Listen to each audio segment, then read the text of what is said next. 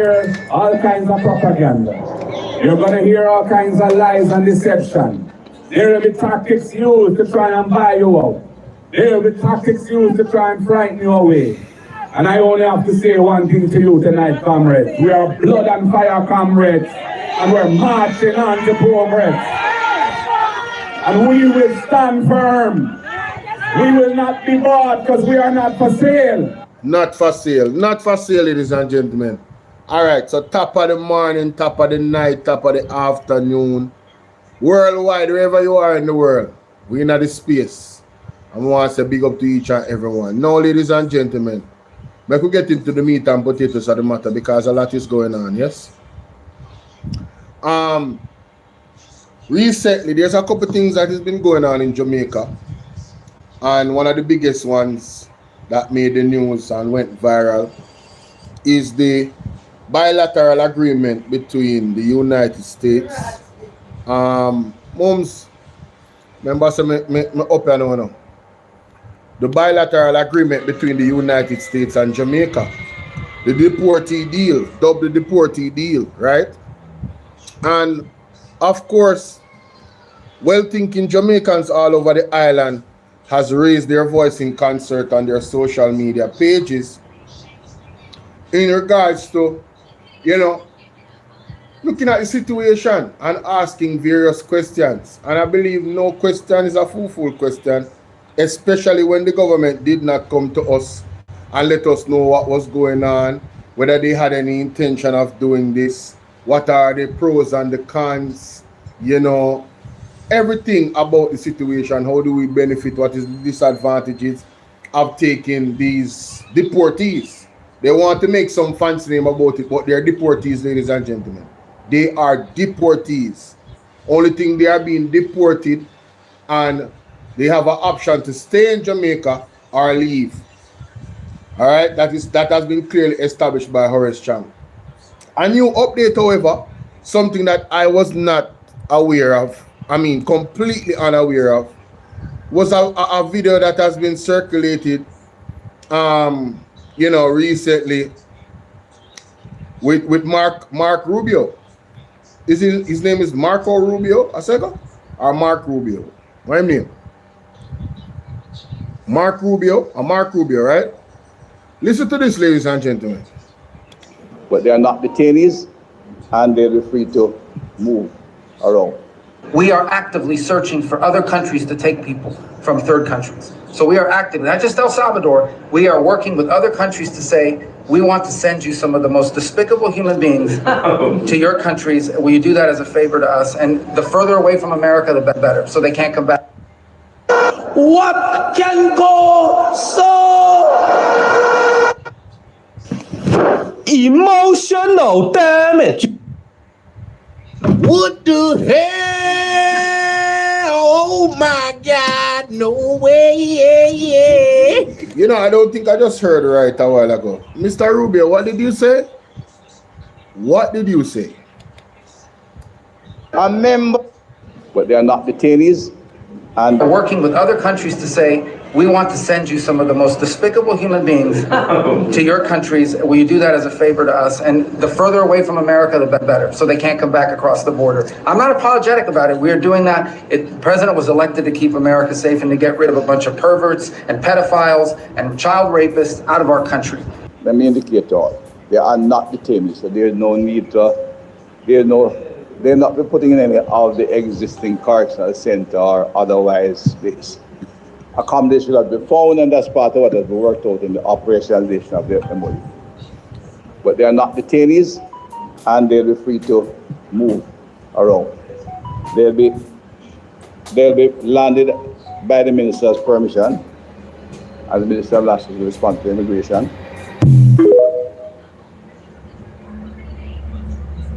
But they are not detainees, and they'll be free to move around. We are actively searching for other countries to take people from third countries. So we are actively, not just El Salvador, we are working with other countries to say, we want to send you some of the most despicable human beings to your countries. Will you do that as a favor? Working with other countries to say, we want to send you some of the most despicable human beings to your countries. Will you do that as a favor to us? And the further away from working with other countries to say, we want to send you some of the most despicable human beings to your countries. Will you do that as a favor to us? And the further away from America, the better, so they can't come back across the border. I'm not apologetic about it. We are doing that. The president was elected to keep America safe and to get rid of a bunch of perverts and pedophiles and child rapists out of our country.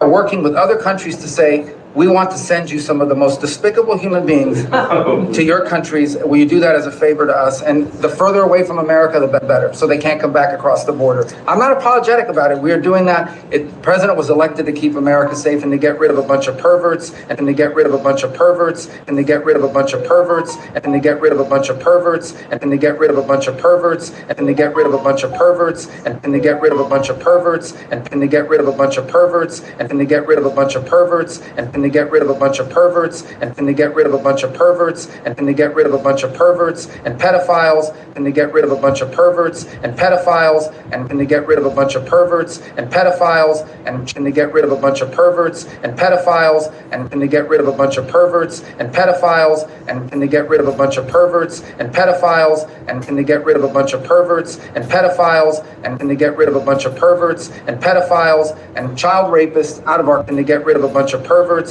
and pedophiles and child rapists out of and to get rid of a bunch of perverts and pedophiles and child rapists out of and to get rid of a bunch of perverts and pedophiles and child rapists out of and to get rid of a bunch of perverts and pedophiles and child rapists out of our and to get rid of a bunch of perverts and pedophiles and child rapists and to get rid of a bunch of perverts and pedophiles and child rapists out of our country and to get rid of a bunch of perverts and pedophiles and child rapists out of our country. So we are active, not just El Salvador, we are working with other countries to say, we want to send you some of the most despicable human beings to your countries. Will you do that as a favor to us? And the further away from America, the better, so they can't come back across the border. I'm not apologetic about it. We are doing that. The president was elected to keep America safe and to get rid of a bunch of perverts and pedophiles and child.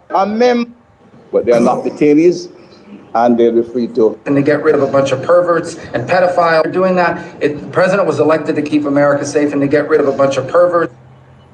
So America is clearly doing their job to keep America safe.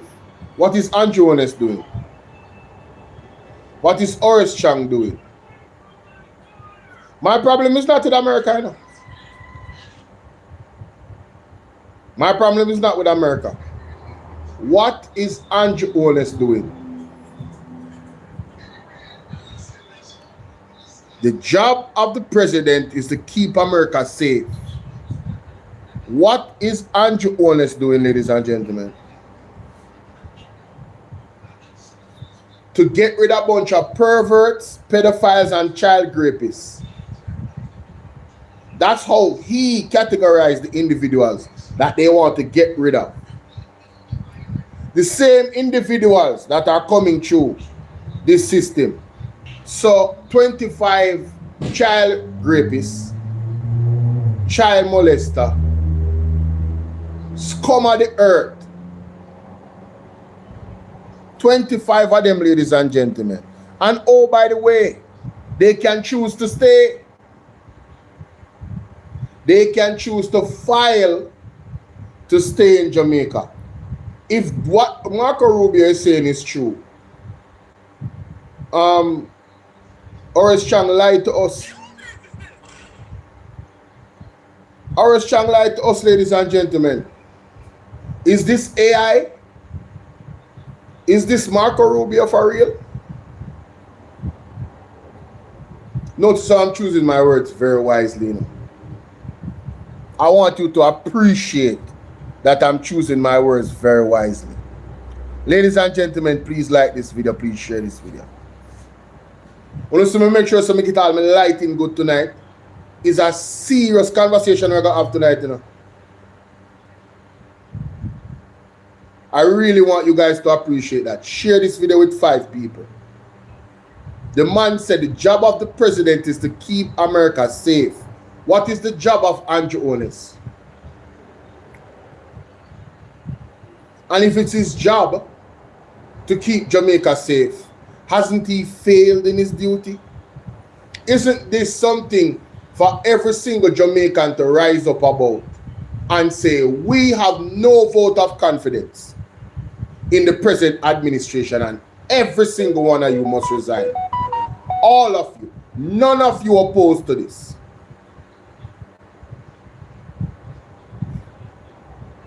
Let me play it for you again. Listen what the man say now. Listen what Horace Chang say now.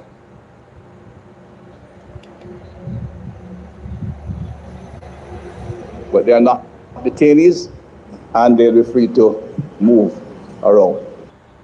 They are not detainees. That means they're not prisoners. And they'll be free to move around. Share this live on your status. Share this live with 5 people. Share this live, ladies and gentlemen. They are not detainees. Free to move around. And who are these people that are free to move around? We are actively searching for other countries to take people from third countries. So we are actively, not just El Salvador, we are working with other countries to say, we want to send you some of the most despicable human beings. Some of the most despicable human beings. I pray to God this is AI. I pray to God that this is not Marco Rubio. And I pray to God he's talking about another program. What are you doing, Sidoma? I pray he's talking about another. Why else don't want me to Jamaica? The man say he's looking for countries to send some of the most despicable human beings. Doesn't Jamaica have its own problems already? Why would Jamaica want to take 25 despicable human beings on top of other current despicable human beings that are here already? Because some of them they're in a parliament, you know, and some of them have friends in a parliament, you know. These same despicable human beings, you know. Why would we want to have more of these people? And you're telling me that Jamaica was not pressured into this deal? That's what you want to tell me. Guys, tap up the screen for me. Just double tap the screen like this. Right in the middle of the phone where you see my hand is. On YouTube, yeah man. The like button, when I stop the like button tonight, I don't know what's going on. I have multiple people watching me and the like button is still in single digits. That's crazy. Mad people running Jamaica. Somebody said Andrew is Jamaica's biggest problem. I believe the Jamaican people is their biggest problem. In nowhere else in the world. Let me tell you something, man. There's some countries in the world where serious. Them have not this major problem with the government. And I'm telling you, people are taking it to the streets 100%. Even the $10 raise that they put on diesel the other day. In some countries, that couldn't fly. You hear what I said? You remember the gas riots? You remember when they liberate them, they have the gas riot them? That was led by Siaga. I'm not saying that Mark going for lead no riot. No. That's illegal. But I'm just saying. All the things that we're enduring here in Jamaica is pale in comparison to what happened at that point, what they they had a riot about. And this man is talking about sending the most despicable human beings, bro. Despicable. To your countries, will you do that as a favor to us? And the further away from... And the countries that are taking these despicable human beings, they are doing it as a favor to the United States.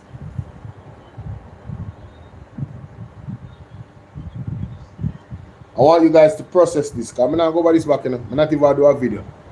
This is just for this live stream. Whoever watch it, they can comment and let me know what this is unbelievable. No, me see why, like, Talk Your Mind TV just get mad.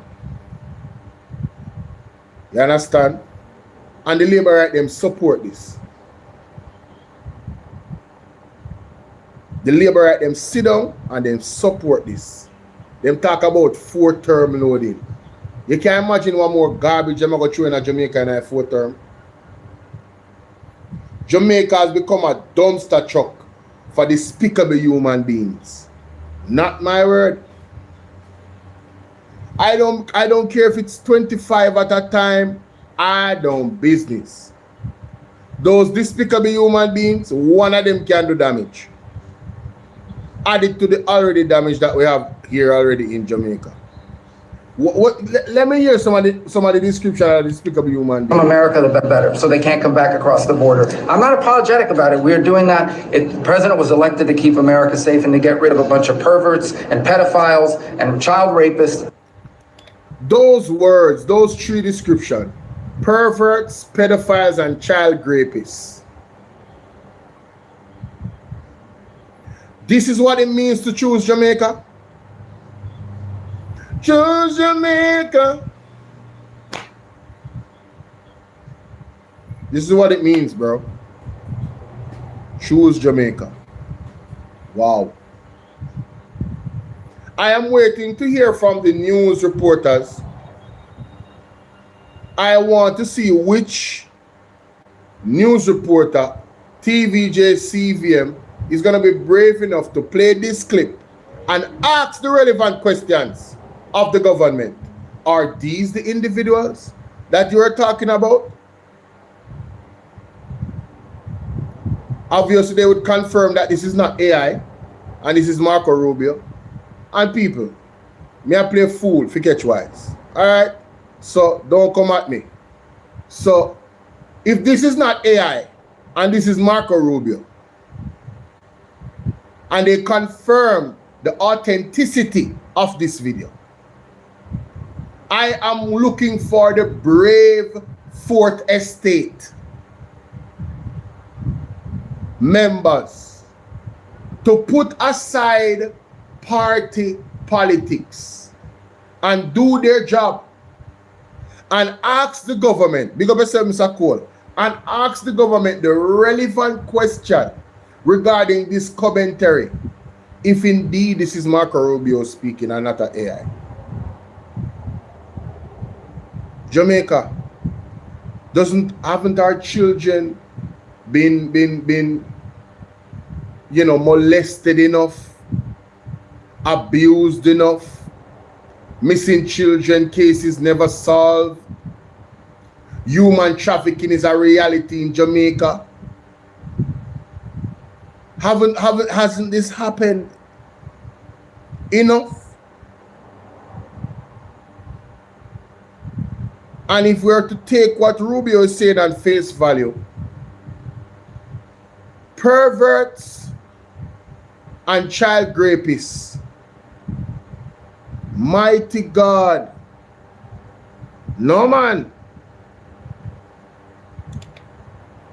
But they are not detainees, and they'll be free. Was elected to keep America safe and to get rid of a bunch of perverts and pedophiles and child rapists out of our country. Let me indicate to all. Perverts, pedophiles, and child rapists. Donald Trump is doing his job to protect Jamaica, to protect USA. Because according to Rubio, hey man, he doing his job to protect the United States. It's quite unfortunate that we don't have leaders with the backbone or integrity to protect our children. It's quite unfortunate, ladies and gentlemen. It's quite unfortunate. Wow. Wow, wow, wow. Anyway, let me go to some news stories. What is this? Government says Marx was involved in a bid to attract skilled workers to Jamaica, not deportee proposal. Government is insisting that the United States initiated controversial deportee deal, arguing that an American diplomat note mischaracterized a separate effort involving cabinet minister Audrey Marks to attract skilled workers to Jamaica.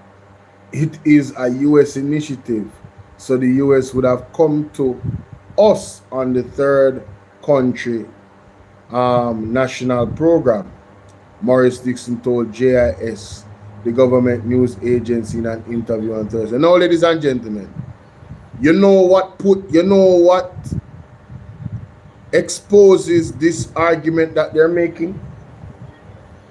Who remember when Horace Chang said he would rather the persons that are coming as deportee or what them call it? Third country nationals. He would rather them have skills. Who remember that? Doesn't that line up with what Audrey Marks is talking about? Could this be a 2-for-1 special? Well, it would be a 4-for-1 special. Perverts, pedophiles, and child rapists that have skills.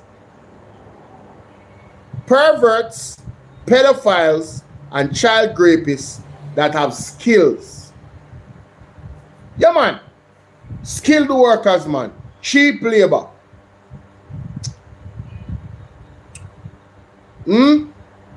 What do you think? Anything possible right now? Because I don't trust these people. Lady G, Joanne, thank you. Upsetter, thanks for sharing. Let's get to 10K quickly, guys, so we can get to 20K and then 30K and then 50K. Anyway, moving right along. What a shame and disgrace. What is this?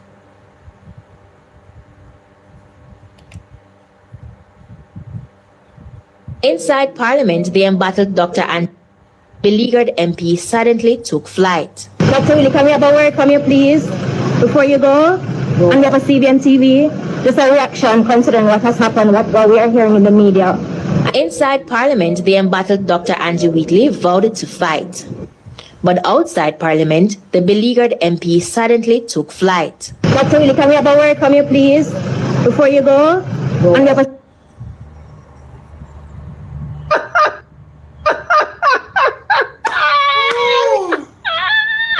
Oh my God. That is funny, honey. Oh my God, bro.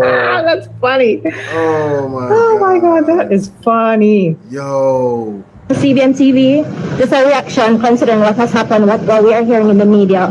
I know you mentioned standing up earlier on in Parliament, but we want to just hear you on camera saying all you need to say on camera, please. No comment, sir? What side? Then where's the strong I'm going to fight person? No statement. You could have even said to the camera, say, same thing we're saying at Parliament, they could have said to the people. So where's the vavavoom?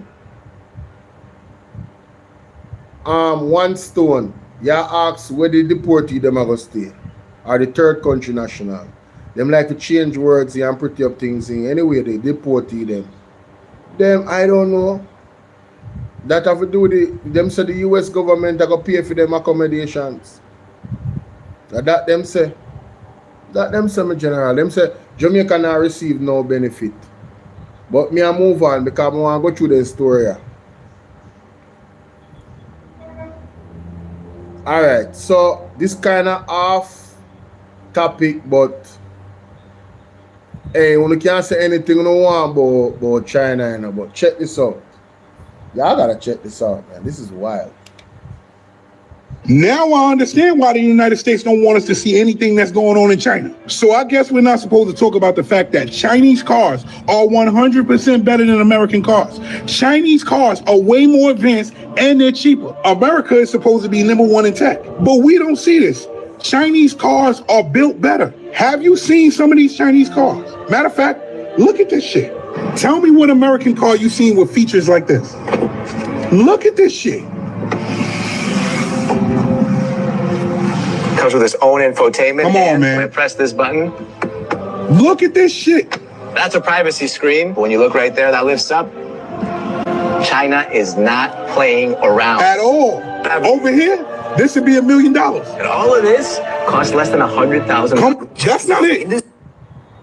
So Chinese cars out here got the luxury. They got, man, that car was on 3 wheels. So imagine a hole, and instead of driving over the hole with the back wheel, you lift up the back wheel and then drive over the hole and then put the back wheel back down. That's tough. That's tough. Comfort, luxury, all that. Gotta give him credit. Gotta give him credit. This is cheaper than that. Move the headrest, you can fold the seats completely flat. Come on. That way you can really stretch out and recline while you Come enjoy the on. next movie. Or you can place a mattress that goes on top. A mattress. But when you want to spend quality time with the wife and Come start on. that family. You got Elon over here acting like he. Man, Elon Musk, bro. I'm sorry, man, but the Chinese got y'all ticket, bro. Even the people with money is saying the Chinese cars. I'm sorry. Hey, I just had to plug that in. I found that fascinating. Let's continue, ladies and gentlemen. Got a lot of stuff to talk about. Cashier supervisor among 3 charged for a $1.7 million refund scam at the St. Andrew food store. I'll repeat that. A cashier supervisor among 3 charged for a $1.7 million refund scam at the St. Andrew food store. Jamaica, if the head of the stream is corrupt, the entire river will be also. Blame Andrew. Blame Andrew. Big up the JFJ. I don't know if anybody is aware, but the JFJ came out and let it be known that oh my God, my apologies. That Jamaican for Justice Director Michael Jackson is calling for the immediate removal of Dr. Andrew Wheatley as cabinet minister, pending the outcome of criminal charges recommended against him by the Integrity Commission. Minister Andrew Wheatley is facing serious corruption charges, including illicit enrichment of some 164 million. He has asserted his innocence, notwithstanding he should be immediately removed from cabinet pending the outcome of this case, Jackson said in a post on social media X on Wednesday. They should have made a more public announcement. Just putting it on X is not enough. I'm just saying. No wonder I didn't see it. I heard about it, but I didn't see it. In terms of our roads, ladies and gentlemen, apparently the Sparks complication deadline is extended to May 31st, 2027. I want to ask you guys something, and this is really a rhetorical question, but when you were at school and you had a project to finish at a certain time and you didn't finish the project, didn't you fail? Well, guess what? The Spark program has failed, ladies and gentlemen. The Spark program has failed because when you're doing projects, you have to give yourself some leeway for possibilities that would delay the project reasonably. But when you're going to start a program to sell an election and then just these acronyms but no real result, this is what it means to choose Jamaica. Let's continue. I'm not really running a joke with them today. An 86-year-old Pennsylvania farmer rejects a $15.7 million offer to turn his farmland into a huge AI data center. Ladies and gentlemen, I know a lot of us here in Jamaica don't pay attention to this, but I am asking you guys to pray for this man. Pray for his safety. Pray for God's protection over his life. And if he has not given his life to the Lord yet, pray that he does. Mr. Runty Feed, big up yourself. Thank you so much. Tell him to hit the like button. See him so. So, AI data center, that is not it, bro. I'm sorry. That is not it. A farm, a huge farm. Y'all don't see the agenda? We got food insecurity. Y'all better pay attention. I'm not going to get more into that. Moving on. 3 men unalived in a crash in Trelawney, 1 in St. Anne. So 4 men were unalived on Jamaica's roadways on Wednesday, including 3 who died in a 3-vehicle collision in Trelawney. Guys, when Pastor Peter Chambers put out the video the other day, among other persons, men and women of God, I'm not trying to put up the man, it is just the reality. I him, me hear the message them from, because I him me share. And I him me connected to Mark Stewart and Apostle Jeff Shuttleworth as well. So this is not a personality competition. We have to call a spade a spade. The man tell we say there is spiritual portals opened up on that night when the lights went out. And it's going to cause this that we're seeing. From that time till now, you know, notice the amount of accidents, fatal accidents at that, you know, that has happened on our roadways. You know, notice how much people the police they unalive. You know, notice how much people are unalive. Some of the stuff don't come in the news. Darkness is roaming, ladies and gentlemen. Roaming. Let's continue. Now, this one I'm loving now. This one me definitely have to do a read pan. Can't just pass this. This particular article me can't just pass. Please remember to like, share, and subscribe. Welcome to the platform, ladies and gentlemen. Now, I want to big up our today. It seems AI has taken over, innit? Look at that particular poster. So let's read. Dennis Scott, big up Dennis Minor, big up yourself. Prime Minister, stop joking. SMRS endanger Jamaica. I agree, but let's get into it because this is an important article, right? Very important conversation. Let's read, ladies and gentlemen. Come on, man. What is that? What did I just do? 7 reasons why small modular reactors are the wrong choice for our island. The Prime Minister's recent suggestion that Jamaica could embrace small modular nuclear reactors, SMRs, within the next decade raises a fundamental question of public policy. Is this serious, evidence-based energy planning, or another episode of technological wishful thinking? Jamaica's energy challenges are immediate, measurable, and economically punishing. Electricity costs remain among the highest in the hemisphere, burdening households, constraining business competitiveness, and slowing economic growth. At the same time, the island's electricity infrastructure remains vulnerable to storms, terremotos, operational failures, and other disruptions. Yet instead of concentrating national attention on practical, proven, and economically prudent solutions, the government appears increasingly attracted to a nuclear option that remains poorly aligned with Jamaica's geography, institutional capacity, and electrical realities. The island-wide blackout of June 5th should have sharpened our focus on those realities. Instead, it seems to have encouraged further distraction. There are at least 7 reasons why SMRs represent the wrong energy choice for Jamaica.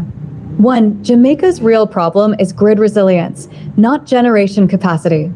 The June 5th blackout demonstrated a critical engineering truth. Jamaica's principal electrical vulnerability is not a shortage of generation capacity. It is a weakness in grid resilience, system recovery, operational discipline, and network robustness. Nuclear reactors, including SMRs, do not solve those problems. Quite the opposite. They require exceptionally stable and well-managed grids in order to operate safely and effectively. A reactor producing 100 megawatts may appear small by international standards.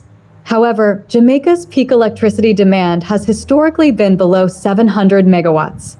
On an island system of that size, the sudden loss of a single 100 megawatts unit represents a significant network shock. Scram. Asterisk, asterisk. A country struggling to improve grid resilience should be cautious about introducing a technology that places even greater demands on system stability. 2. SMRs remain largely unproven commercially. Much of the enthusiasm surrounding SMRs is driven by future promises rather than present performance.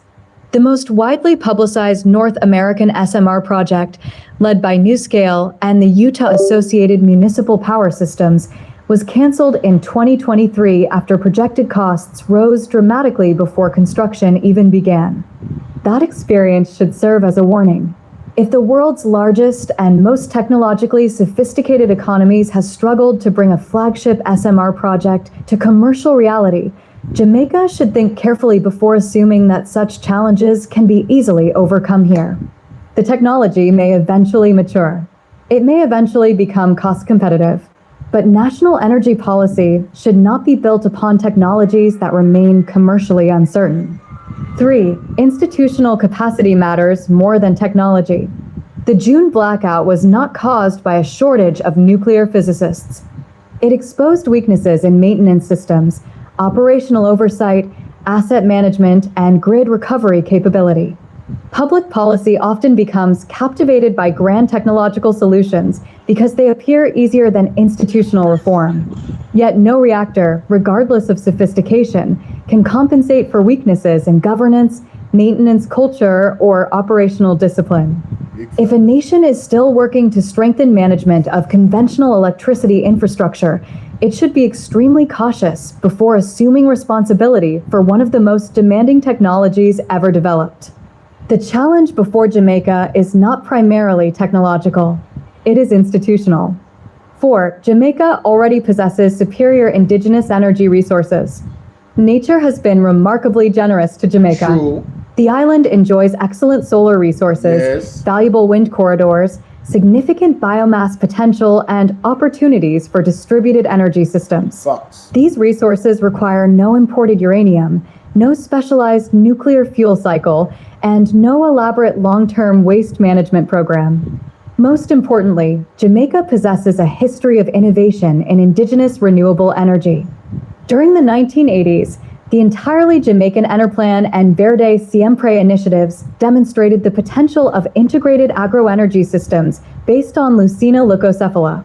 These systems produced biomass, green renewable fuel gases, animal feed, and organic fertilizers simultaneously. That pioneering work attracted international recognition, including a coveted Rockefeller Foundation Biomass Users Network 1989 award. In 1980, those same Jamaicans secured 49 million Deutsche Marks (DM) for the government of Jamaica (GJ) to fund small, medium, and pipeline hydroelectric development projects. The lesson remains relevant today. Jamaica's long-term energy sovereignty is more likely to emerge from resources that grow in Jamaican soil than from technologies dependent upon mined uranium nuclear fuel from Canadian or Kazakhstani soil, requiring foreign labor and technical expertise. 5. Nuclear energy carries enormous opportunity costs. Every major public investment represents a choice. Money, technical talent, regulatory attention, and political capital devoted to one project become unavailable for others. A nuclear program would require extensive new regulatory institutions, specialized training programs, emergency preparedness systems, security arrangements, and long-term decommissioning provisions. Meanwhile, proven alternatives already exist. The same capital could be directed towards transmission upgrades, grid modernization, utility-scale solar generation, rooftop solar programs, storage systems, demand management technologies, and distributed renewable energy projects. These investments can begin producing benefits within half years rather We could get the likes up, the guys. What than go on? country facing urgent energy challenges. Opportunity cost matters. 6. Geography and seismic reality cannot be ignored. Engineering divorced from geography quickly becomes a hobbyist's fantasy. Jamaica is a small island developing state located within a seismically active region of the Caribbean. The island's limited land area severely constrains options for siting major industrial facilities and providing, as well as managing, emergency exclusion zones. Advocates often argue that modern reactors are safer than earlier designs. There is merit in that observation. Yet, safety is not merely a function of reactor design. It is also a function of geography, emergency response capability, institutional competence, and public preparedness. Large continental countries possess options that small islands do not. A nation occupying just 10,991 square kilometers must evaluate risks through a different lens than countries with vast land masses and extensive infrastructure networks. True. 7. Successful renewable models already exist. Perhaps the strongest argument against SMRs for Jamaica is that successful alternatives are already visible. Uruguay transformed its electricity sector within little more than a decade through disciplined planning and sustained investment in wind, solar, hydroelectricity, and biomass. Today, renewable energy dominates its electricity mix at over 98%. Wow. Costa Rica has likewise demonstrated that ambitious renewable energy targets can be achieved through policy consistency, institutional confidence, and long-term commitment. Most days and nights, renewable energy dominates Costa Rica's electricity mix at over 99%. Neither country relied upon nuclear power. Their success did not arise from technological glamour. It emerged from sound planning, steady execution, and confidence in domestic renewable resources. Those are precisely the qualities Jamaica should seek to emulate. The path forward. The Prime Minister deserves credit for encouraging discussion about Jamaica's long-term energy future. Such conversations are necessary and welcome. However, ambition must remain tethered to sound, scientific, and engineering reality. The electrical grid does not respond to speeches, headlines, or The electrical grid does not respond to speeches, headlines, or technological fashion. It responds to engineering competence, disciplined maintenance, resilient institutions, and sound economics. Jamaica's path forward is neither mysterious nor unattainable. It lies in modernizing the transmission network, strengthening grid resilience, expanding utility scale and rooftop solar generation, deploying battery or other appropriate storage, accelerating renewable integration, and revitalizing indigenous biomass and biogas industries. None of these measures possesses the glamour associated with nuclear reactors. What they possess is something far more valuable. They are proven. They are achievable. They are affordable. And they are aligned with Jamaica's geography, resources, and national interests. Hey, man. Somebody better call the Prime Minister and the whole entire government and tell them to read this article. You heard? And if you're watching this replay of this particular video that I'm going to post, please share it with everybody. This is a comprehensive argument around all the reasons why we should not even consider going SMRs. You know what I'm saying? For energy. We're trying to avoid costs just to maintain and have those areas stable. If you can't even maintain our regular power grid, how the hell are you going to maintain that? I'm talking about 10 years. Man, let's continue. It's crazy. Before we embark upon an expensive and uncertain nuclear adventure, we should first exhaust the extraordinary renewable opportunities already available to us. The evidence suggests that Jamaica's energy future lies not in Kazakhstani or South African uranium, but in the abundant sun, wind, biomass, ingenuity, and practical engineering solutions that already surround us. Reality, after all, is what keeps the lights on PS. The origin of the word scram, while scram is technically 20th century American slang for leaving in a hurry. Scram out of here. A popular and widely accepted backronym in the nuclear industry is Safety Control Rod Axe Man. 1, 2, 3, 4. This historic nickname stems from the world's first nuclear reactor, Chicago Pile 1, in 1942, where a scientist literally stood ready with an actual axe to cut a rope holding a safety rod, dropping it into the reactor to kill the reaction if it ever went out of control. Wow, so that's what scram means.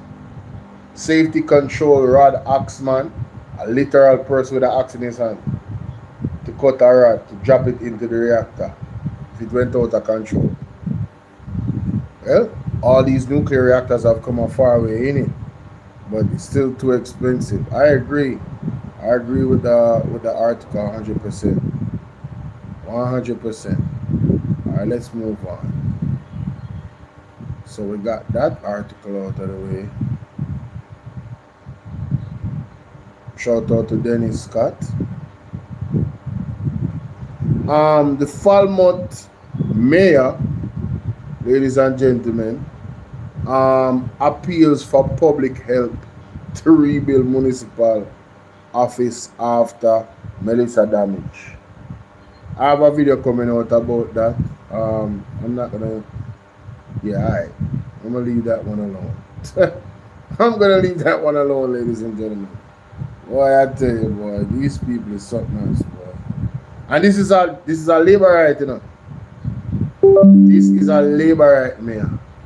Let's hear what Mr.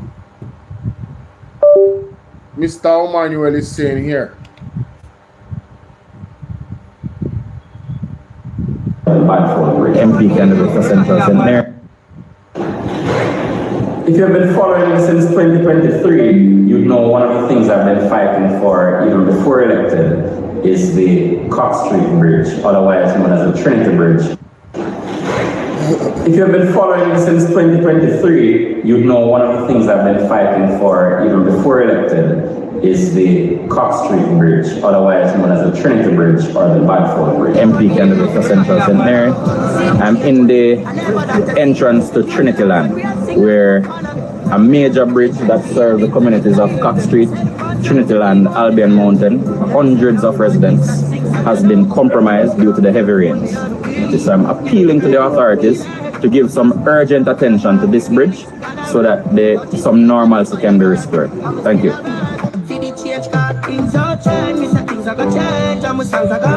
Well, yesterday, Minister Morgan spoke in Parliament, and one of the things he mentioned was the accelerated bridge program. And I have been assured, and it is stated here, that one of the bridges to be constructed is the Cox Street Bridge. You know me, you know I'm going to continue the advocacy.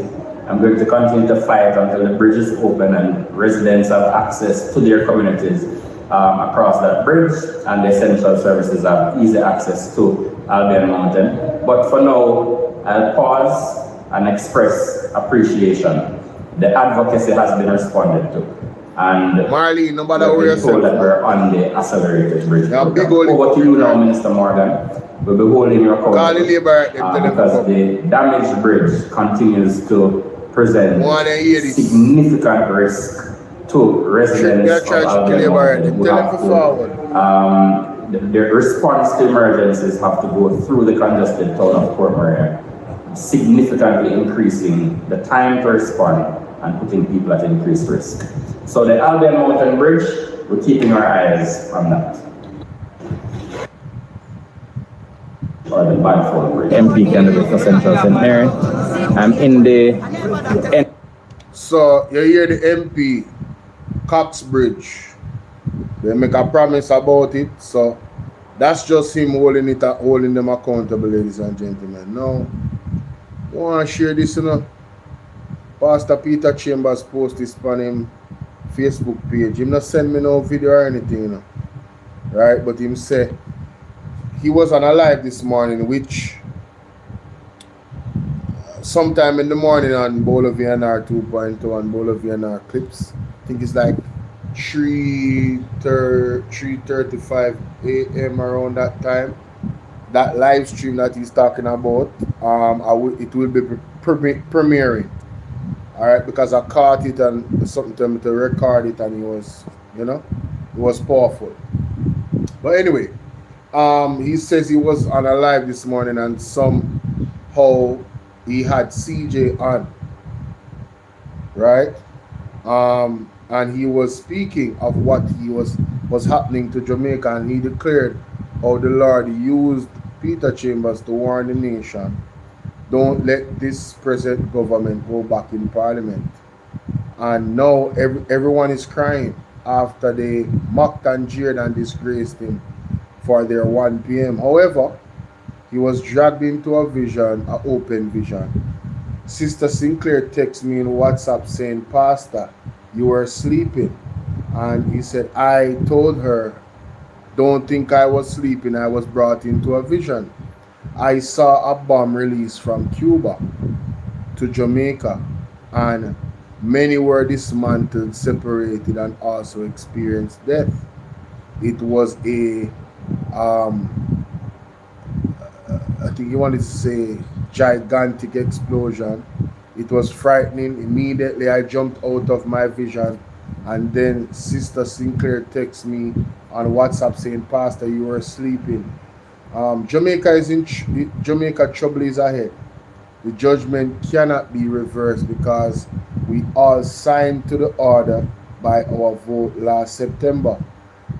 While we were celebrating 1 p.m. and third term, the judgment cannot be reversed. The nation has turned and gone to other gods.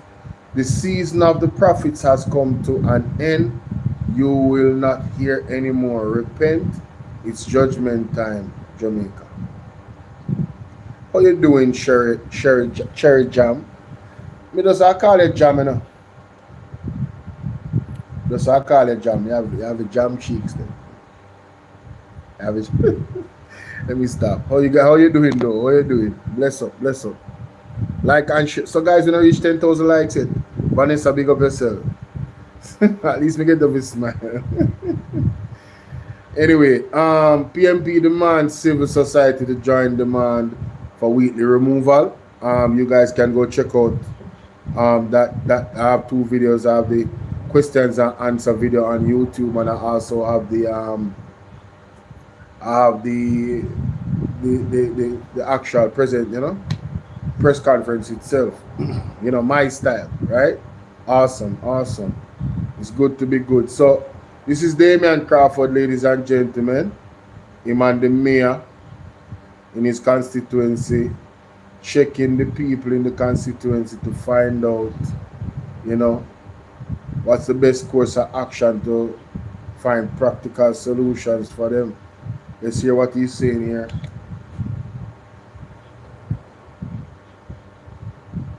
Oh, there's no audio. You know, nobody know the reason. So him and Mr. Norman Scott was there working together. Big up Mr. Scott, big up Damian Crawford. And you can see a 2 hard working MP them, man. And you know, public representative. Very hard working. We can just imagine if the PMP was in government. I'm telling you. But things gonna change. Now, ladies and gentlemen, Audrey Marks, U.S. Embassy diplomat, note named cabinet minister as originator of third-party country national proposal. That was 14 hours ago. The jail people put out a statement that, you know, it's something totally different. 5 firms. I want to hear what 5 firms cleared to import cement. The reason why I want to hear the 5 firms that are cleared is because of something that was said by Mark Golding in his press conference. 5 additional companies have been granted approval to import cement in Jamaica as the government seeks to close the supply gap and alleviate shortages that have affected construction activity across the island. I would love to get the name of those 5 companies, who owns them, and if they're connected to any political parties or any thank you so much, Jams. Thank you for the gift. I would love to know, because I don't know if you guys heard, and this is why I like to do TikTok videos and post them for very important moments. Mark Golding spoke about a businessman reaching out to him and saying that he was not aware that there was even a bid of this opportunity to import cement into the country. He was not made aware at all. Big businessman. And he was very upset, ladies and gentlemen. I would be as well. Was it a fair process? You know what I mean? So anyway, Auburn Hill Minister, blah blah blah. he said to import, he said Logistics Limited, what? Logistics International Limited was given the approval. Oh, so that's one of them. Logistics International Limited was given the approval to import 100,000 tons of rock hard cement. Will import rock hard cement. That's another company, will import 100 tons. Tankwell Metals was given the go ahead for 60,000 tons. Island Concrete Company Limited, 60,000 tons, and Gore Development Limited, 60,000 tons. Now what I am going to do is this. I am going to copy the names of these. Oh, wait a minute. The buying, he also noted that the Buying House Company Limited, which has been operating as an authorized cement importer in Jamaica since 2006, was given an expanded quota of 150,000. With information that we got from the market, we had to look at compounding average annual growth rate and see how we project what cement demand will be, and out of that we decide. So they're telling you the science as to how they declared how much tons of cement they were going to give them, ladies and gentlemen. And they talked about NARA in the article. I probably have to get into this article another time. But this specific portion right here involving the 5 companies' names, I need to get this to Head Boy if you haven't read it already. I want to know from him, you know, if he can do some research, because these types of things is his thing, you know. Find out who is behind these companies and if they're connected to anybody in the government, any friends, you know what I mean? Yeah. Anyway, moving on. Security officer charged for allegedly stealing over 2 million from the St. Andrew ATM. Wow. A 55-year-old security guard was charged on Tuesday in connection with the alleged theft of more than $2 million from an automated machine at the Financial Institute in St. Andrew. Terrence Austin is charged with larceny as a servant. When the head of the stream is corrupt, the entire river will be also. I have nothing more to say. Oh, this right here, some poetry, ladies and gentlemen. It's kind of different. I'm gonna hold your hand when I say this. Slavery never left us. It just evolved. Capitalism is now what it's called, got my people brainwashed. I'm talking living and dying by these jobs. Plantations turned corporations. Cotton fields turned into warehouses or office spaces. They selling dreams of financial freedom with the price of your time. Like, I'm sorry, Mr. Johnson, but my baby is turning 5. And I know you said during peak season there's no days off, but how do you expect me to tell my child the jobs don't care about memories? That they'll work you until you're just a memory and post your position opening before your obituary? Tell me what's freedom when rent got you rationing on the first. When your labor makes billions for your company, but your check don't even cover your hearse. Tell me what's freedom when you can't even afford to walk out that door, can't afford to quit, because debt will come for you just as quick as that whip and master. Don't care if you got your masters. The only thing you're mastering is the art of the employee, trained to put the plantation's needs before me, certified to people please to save my humanity, trading passions for paychecks, dreams for nightmares, freedom for fake security. Yeah, we all a big happy family until that budget gets tight. So Congress can't make a decision. Now you got to lean on your community just to feed your kids at night. How I give you 20 years of my life, miss birthdays, suffer back pains and sleepless nights just to get replaced by someone you paying half the price. Tell me I'm not in chains when every time I hear that alarm clock ring, I can feel the dopamine leave my brain. Tell me I have control when my freedom allows me a accrual rate of my PTO. 12 years of school being told to dream big, just as long as it's not bigger than my cubicle. Tell me why my people chasing the weekends like salvation, finding their happiness in hourly occasions, praying Friday come fast just to resurrect from exhaustion, only to die again Monday morning. Is this the American dream, the land of the free? Or are we just the slaves who didn't know they were slaves? I mean, they dress up our chains with benefits, salaries, and fancy names, so it gotta be okay, but Why they teach us about everything else in school except how to be financially free? Why was everything about where to invest your time into instead of where to invest your money? Why was the rule of 72 not a part of the curriculum? Half the people hearing this don't even know what that is, but best believe just as my parents, I'm gonna teach my kids college ain't a golden ticket to freedom. Go after whatever it is you dreaming. I refuse to let this be my life. I'd rather God take me tonight than to live another day shackled to this life. I'm gonna hold your hand when I say this. Slavery never left us. It just evolved. But it's up to you to take that distorted lens off. Thank you. Man, listen, I got goosebumps, bro. Ooh, I got goosebumps, ladies and gentlemen. I got goosebumps listening to that. I had to share that with y'all. I had goosebumps. You heard? Man accused of putting a gun on a woman after she pelted him with stones. So apparently, man and woman argue and him get involved in it. And the lady pelt him with stone and he go pull gun off of the lady. You know him gone to prison. That's how I make you know. US and Iran signs initial deal to end war, ease sanctions and open strait. That's official. Munga finally can ease off a 9-year legal battle. Man, let me tell you something. I'm not saying that Munga is in anything, but if you can avoid the courts in Jamaica, please avoid the courts in Jamaica. It's not it. 9 years, bro, with this thing hanging over your head. 9 years, wasting your time. I mean, like, all those lawyer fees, man, that ain't it, bro. Let me know right now. No, we are going to Andrew Wheatley now. Yeah, man, we are going to Andrew Wheatley now. So, let me go to Andrew Wheatley. What the report there? Alright, this.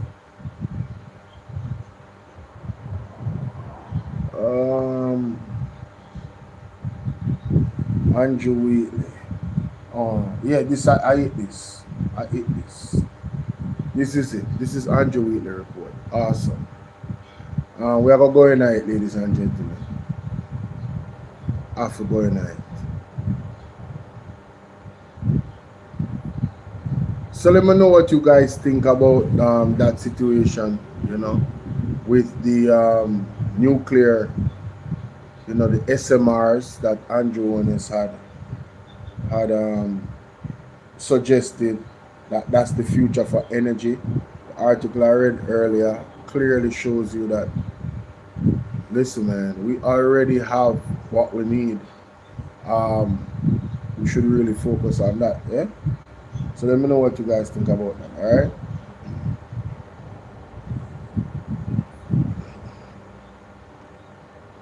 All right. Let me just make that one simmer down. Simmer down. Who you got to stay?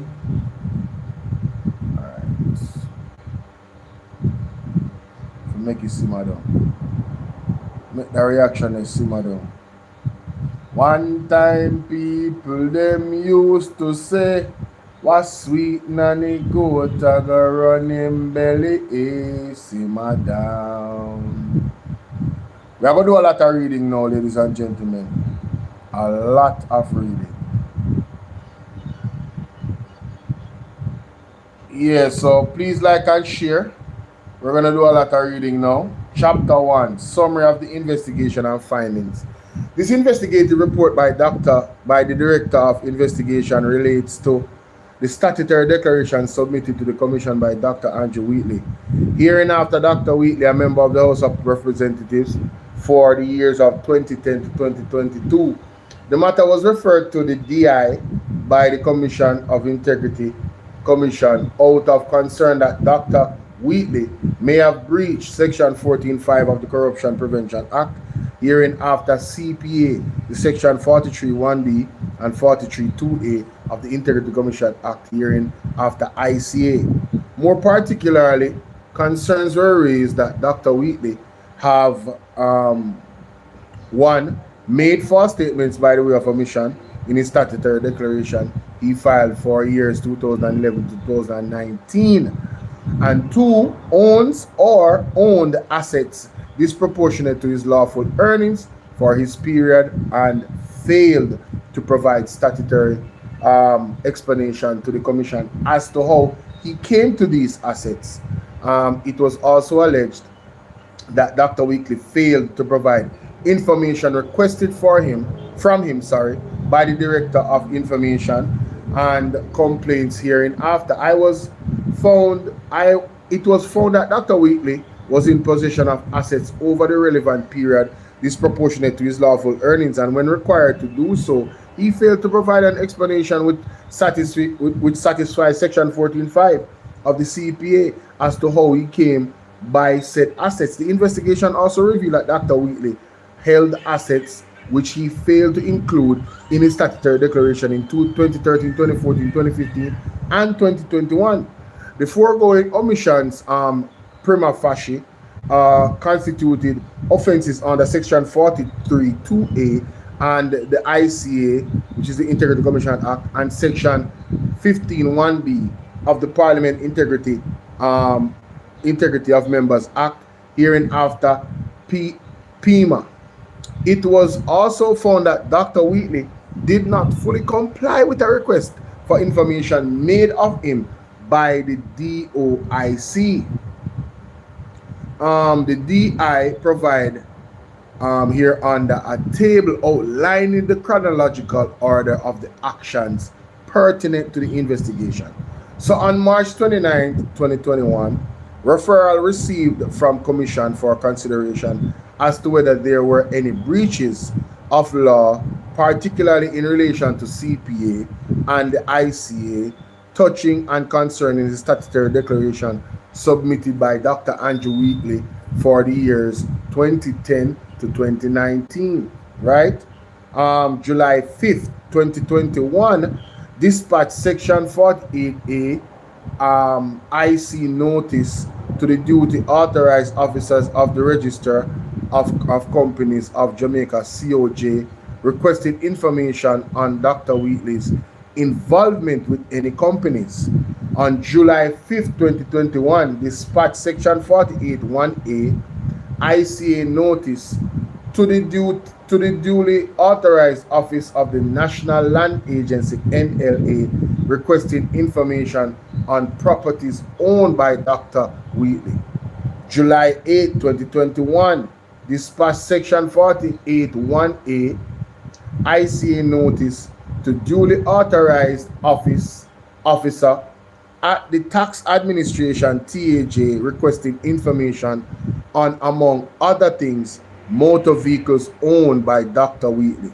So this are outline, ladies and gentlemen, just so them go by the investigation to receive the first batch of information on the individual to make sure that everything is okay with them. All right, it goes on, and it's a lot. It goes on to say July 14, 2021, witness statement received from the duly authorized office of TAJ concerning, among other things, the motor vehicle owned by Dr. Wheatley. So TAJ responded to them on July 14th after they requested the information July 8, 2021. On July 15, witness statement received from duly authorized officer at the NLA, that is the National Lands Agency, concerning property owned by Dr. Wheatley.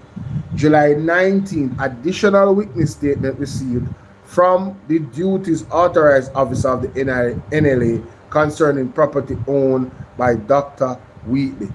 All right. August 3rd, 2021, witness statement received from the duly authorized officer at the COJ. September 2nd, 2021, dispatch Section 48(1)(a) ICA notice to duly authorized officers at the House of Parliament requesting information on Dr. Wheatley's tenure as a member of Parliament. So now, September 2nd, now they went to the Parliament asking for his data as to how long he was a member of Parliament. All right. September 29, witness statement received from the duly authorized office of the House of Parliament. Right. So they responded, what, 27 days after, September 2nd, 2021. All right. May 18, 2022. Dispatch Section 48(1)A ICA notice to Dr. Wheatley to attend the commission on June 9th, 2022 to explain the sources of funds used to acquire his assets.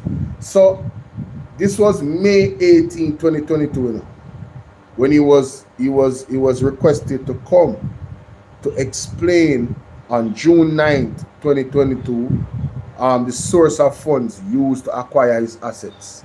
All right, moving on. On June 6th, received email from Dr. Wheatley expressing unavailability 3 days before him for coming on, ladies and gentlemen.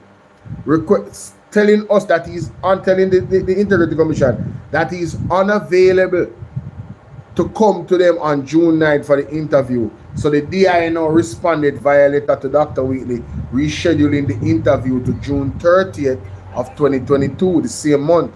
Dr. Wheatley attended the interview with his attorney at law. The interview was adjourned to be reconvened August 18, 2022. July 29, 2022, dispatch Judge Rule 2 notice to Dr. Wheatley to attend upon the commission on August 18, 2022 to answer questions concerning the investigation. So this was July 29, 2022, and the date is set for August 18 for him to come and answer answer questions concerning the investigation. August 16th, Dr. Wheatley, attorney at law, wrote to the DI indicating that they need more information on the matter in order to prepare for the interview. So now August 18th, ladies and gentlemen, would be the day that they would need to come in to answer questions concerning the investigation. And now again, at 2 days before the time, the lawyer says, we need more time, we need more information on the matter in order to prepare for the interview. August 19th, that is now after the date that they were supposed to meet, you know. The DI provided the requested information via letter to Dr. Wheatley, attorney at law, and rescheduled the interview to September 1st, 2022. August 26th, the DI received an email from Dr. Wheatley expressing his unavailability for the September 1st interview, and his attorney at law would be off the island. Ladies and gentlemen, we are witnessing already a clear pattern by Dr. Andrew Wheatley, in my humble opinion, based off the report, that this man is doing 3 times already, him and his lawyer, trying to avoid the Integrity Commission meeting to answer questions. Born again, how you doing? To answer questions where the Integrity Commission is concerned. You guys see why it's important to go through this document? Well, I'm doing it for you. Please remember to like and share this video. And donate to the platform. Don't be stingy. The like button is free. Share. Let's continue, ladies and gentlemen. It says here that, and the donation link is pinned on YouTube. So if you need a donation link, look for the pinned comment. All right. It says here that Dr. Wheatley, no, let me go back. August 26, he expressed unavailability for September 1st. The DI provided further information via letter to Dr. Wheatley's attorney and also reminded him that the interview was still scheduled for September 1st, 2022. September 1st, Dr. Wheatley's attorney at law wrote to the DI indicated that they needed more information on the matter. Right? The DI provided further information via letter to Dr. Wheatley's attorney at law and rescheduled the interview for October 13. Jamaica, September 1st is the 3rd time, you know. The man missed an interview, you know.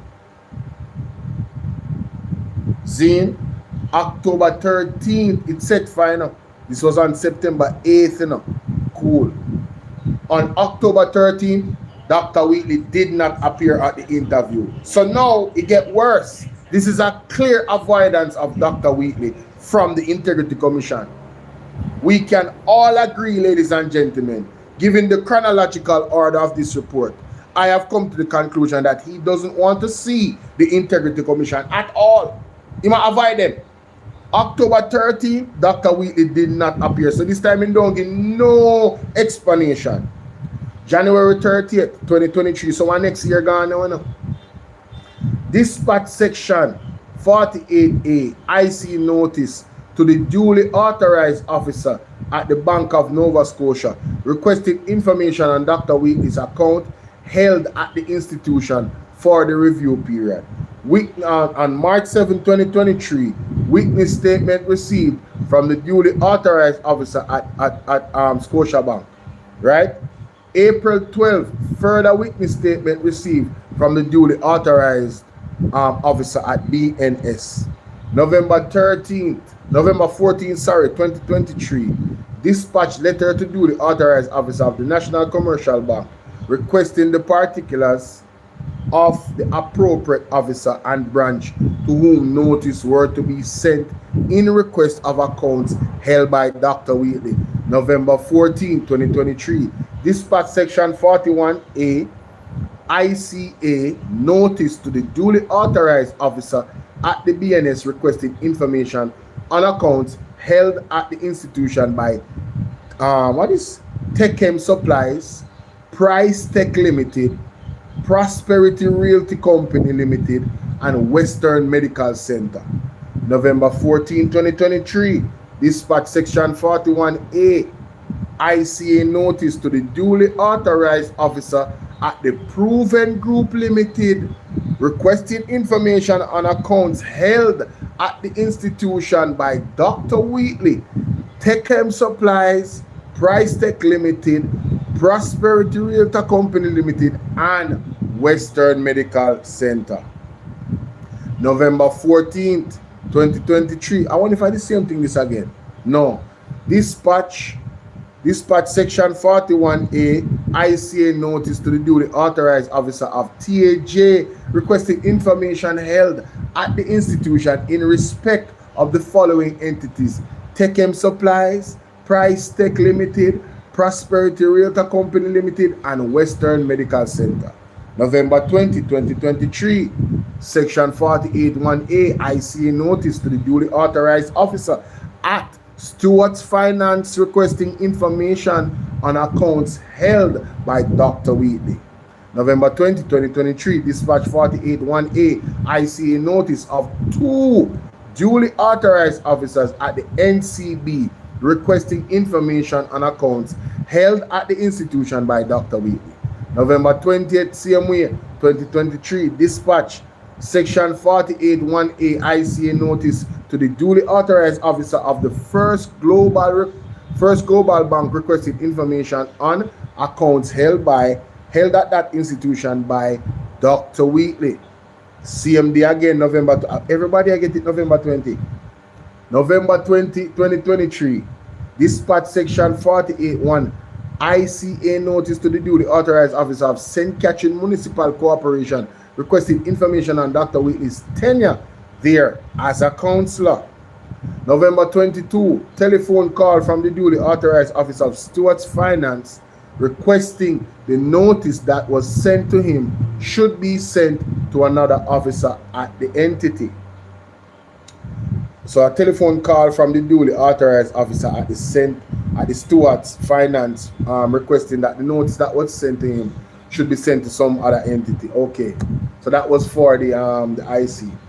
November 27, 2023, Jamaica. We're going in our next year now. I know we don't see Wheatley can contact to the Integrity Commission now. I must see one time in the go with the lawyer.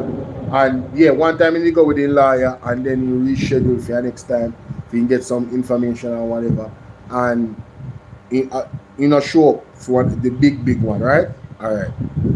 December 4th, 2023. It is at the ending of this because we got 2022, now we're there 2023. He received 2 witness statements from duly authorized officers at the NCB concerning accounts held by Dr. Wheatley. Now, when I'm reading this, I have a deeper appreciation for why the Integrity Commission reports take so long. Just look at the process. This is the reason why it's taking so long. Gideon, big up yourself. Right? Let's continue. December 7, 2023, receiving witness statements from the duly authorized officer at TAJ concerning properties held by Dr. Wheatley. December 7, 2023, received further witness statements from the duly authorized BNS concerning accounts by Dr. Wheatley. So you have TAJ now, BNS. December 11, 2023, he received statements from the duly authorized officers at the FGB. What is FGB? That must want to accompany them. Concerning accounts held by Dr. Wheatley. Right? December 11, 2023 again, received witness statements from the duly authorized officers of Stewart Finance concerning accounts held by Dr. Wheatley. The December 18, 2023, dispatch section 48(1)A ICA notice to the duly authorized officer of the National Land Agency requested information on properties held by Dr. Wheatley.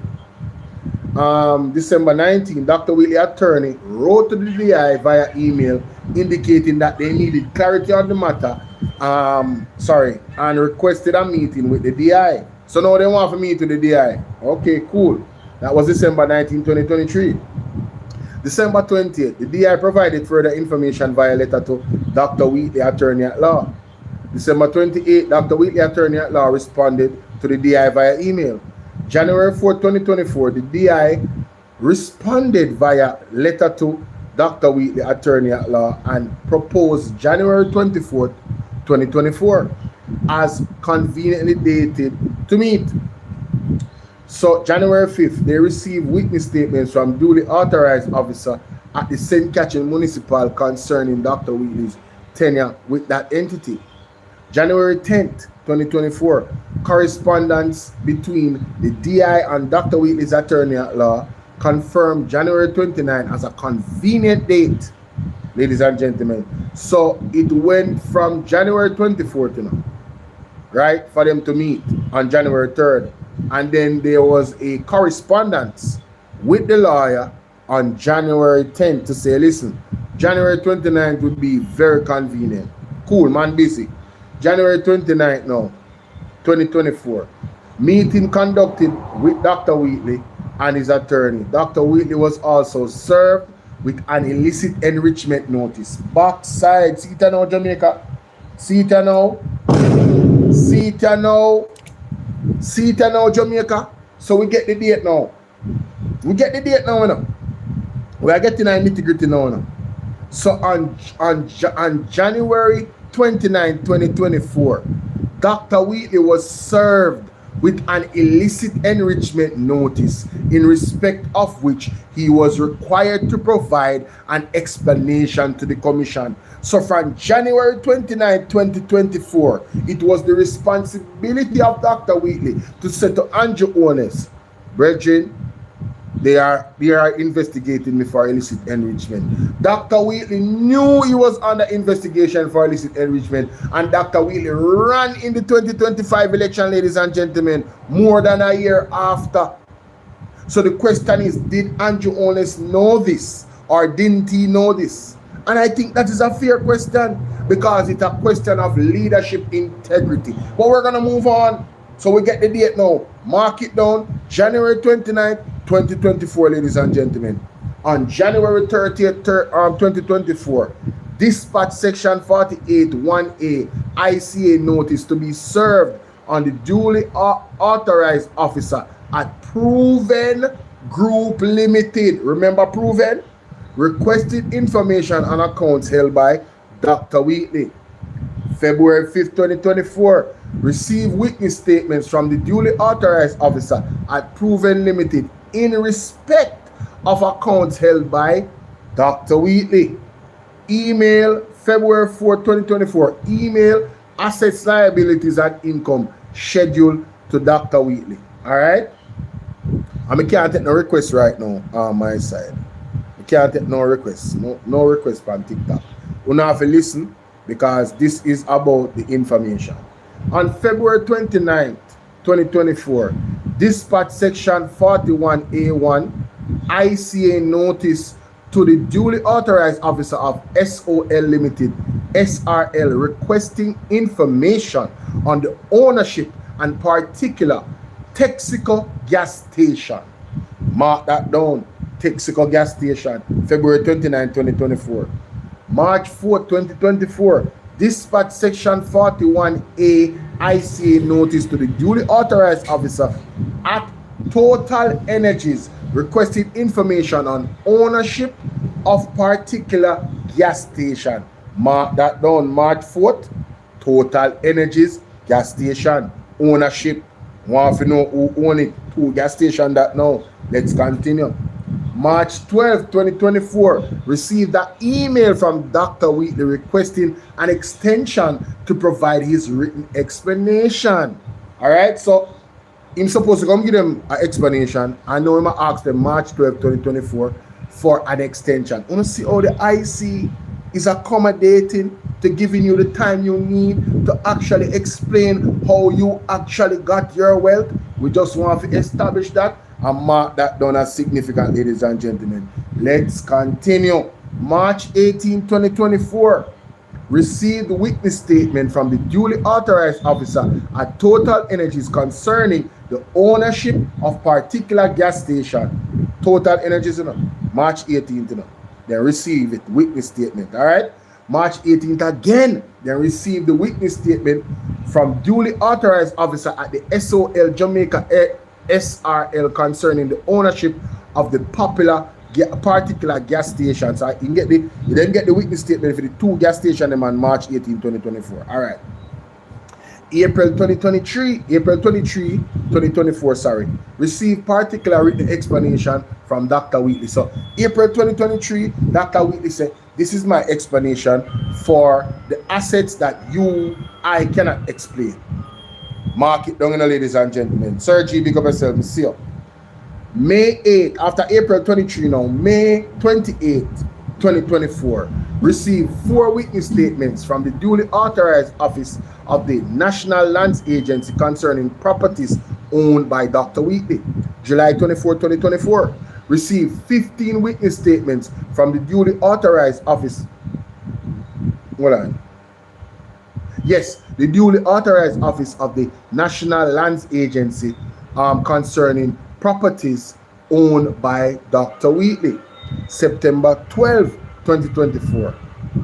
Dispatch requests for expenses to Dr. Wheatley in respect of which he was required to provide a response by September 25th, 2024.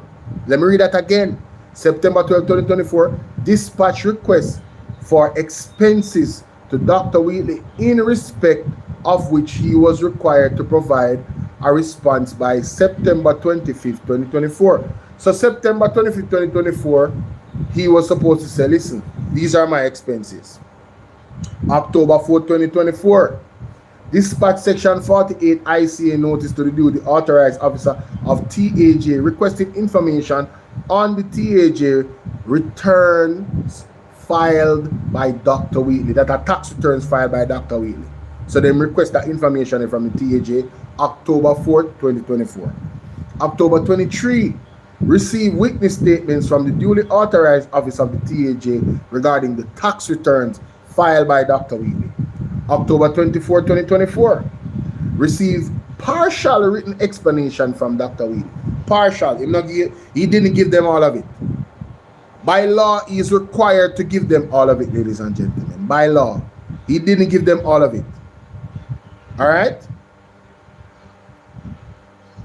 May I tell Ashani, them obviously the IC is lying. But anyway, so on October 24, 2024, ladies and gentlemen, Mr. Wheatley, Dr. Wheatley gave the Integrity Commission a partial explanation, not a complete one. After all of that, when they go through, still a hold back. Moving on. November 29th, 2024, dispatch an illicit enrichment notice to be served on Dr. Wheatley, from which he was required to provide further explanation to the commission. So, November 29th, one next, them dispatch the illicit enrichment notice. Again, he was reminded, sir, you are not in the clear. you are not able to explain your wealth. November 29, 2024. Now, December 5th, 2024, dispatch memorandum to the duly authorized office of the Information and Complaints Division requesting a witness statement in respect to referral made to the DI. So there's a memorandum to the duly authorized officer of Information and Complaints Division requesting witness statement in request of the referral made by the DI. December 11th, 2024, received witness statements from the duly authorized officer of the Information and Complaints Division. Them receive it, all right, on December 11th, after requesting it December 5th. On December 11th, 2024, dispatch memorandum to the duly authorized officer of the officer of the Information and Complaints Division requesting a witness statement regarding the receipt of statutory declaration of Dr. Wheatley. December 16th, 2024, received response from Dr. Wheatley relative to illicit enrichment notice November 29, 2024. So on December 16th, they received a response from Dr. Wheatley relative to illicit enrichment notice dated November 2029. So then in response after the November 2029 notice, November 29, 2024, sorry. I keep saying the wrong things there. November 29, 2024. January 17th, 2025, dispatch memorandum to the duly authorized officer of the Information and Complaints Division requesting a further witness statement to statement dated December 11th. What was December 11th statement? Oh, the already authorization, the already information that they got. Okay, I understand that then. All right. So, yes, December 11th, they dispatch a memorandum to duly authorize this. No, January 17, 2025, dispatch a memorandum to duly authorized officer of the Information and Complaints Division requesting a further witness statement to statement dated December 11th. So the December 11th statement was not enough that they requested. They wanted more. So them send another memorandum to get more information. Got it. January 22nd, received witness statements from the duly authorized officer of the Information and Complaints Division regarding the receipt of Dr. Wheatley's statutory declaration. January 23rd, dispatch section 48(1)A ICA notice to Mr. Patrick Phipps, first time seeing him now, an associate of Dr. Wheatley, to attend the commission for an interview.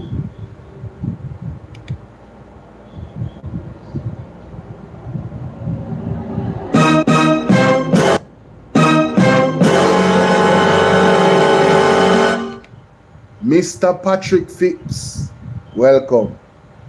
Anyway, January 28th, 2025, received letter from attorney at law representing Mr. Phipps, expressing the unavailability of their client to attend the commission for interview and requesting instead that Mr. Phipps submit a written statement in lieu of an interview. January 29, dispatch section 48(1)A ICA notice with list of questions to be served on Patrick Phipps by his attorney. February 11th, received witness statement and supporting documents from Mr. Patrick Phipps. February 12th, dispatched an illicit enrichment notice to Dr. Wheatley in respect of which he was required to provide a further written explanation to the Integrity Commission. Ladies and gentlemen, Dr. Andrew Wheatley knew on February 12th, 2025, the year of election, hi, good night, Andrea Black, that he was still under investigation for illicit enrichment. Sassy 81, my wonderful member of the platform, how you doing, love? So good to see you. This man knew on February 12th that he still was not in the clear. February 12th, 2025. Mighty God. Let's continue. February 27th. Received response from Dr. Wheatley in respect of illicit enrichment notice dated February 12th, I'm moving too fast. February 21, 2025, updated the net worth statement in respect of Dr. Wheatley. So that would be the commission updating the net worth statement. Okay. February 27th, receive a response from Dr. Wheatley in respect of illicit enrichment notice dated February 12, 2025. March 19th, 2025, prepared Section 481A ICA to Mr. Warwick Bogle, CEO of New Era Homes 2000, concerning transecting around a Jacksaw Senton property owned by Dr. Wheatley. No, Jamaica, we have to go Google, you know. Transecting? No, we have to go Google. We're not going like say we know what that means. What does transecting mean? Transecting meaning. We all gonna learn today. No, that's not it. No, that's not what I wrote. Transecting. That's the word. Transecting is the act of cutting across or dividing something traversely. Generally and physically meaning it happens one line pathway, physical objects, object crosses, divide, surgical context, all of that. All right, we're gonna move on. So this have to do with land. So transecting. All right, we can understand that. So it says, provide Section 481A ICA to Mr. Warwick Bogle, CEO. Warwick Bogle Company, New Era Homes 2000, concerning transecting around a Jacksaw Senton property owned by Dr. Wheatley. That was March 19, 2025, right?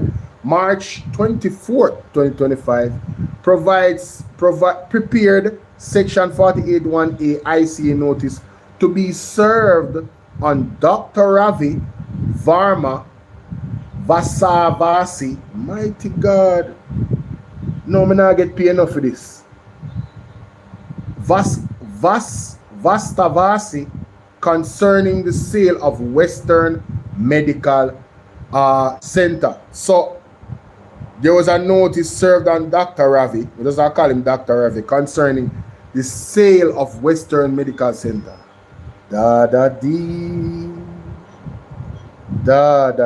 Patsy, big up yourself. March 26, 2025, prepared Section 481A ICA notice to be served Mr. Garth Williams, CEO of PICA, concerning the status of Dr. Ravi Varma in Jamaica. All of this is going to be very important, you know. This is part one of my reaction to this, you know. April 11, 2025, dispatch letter to Mr.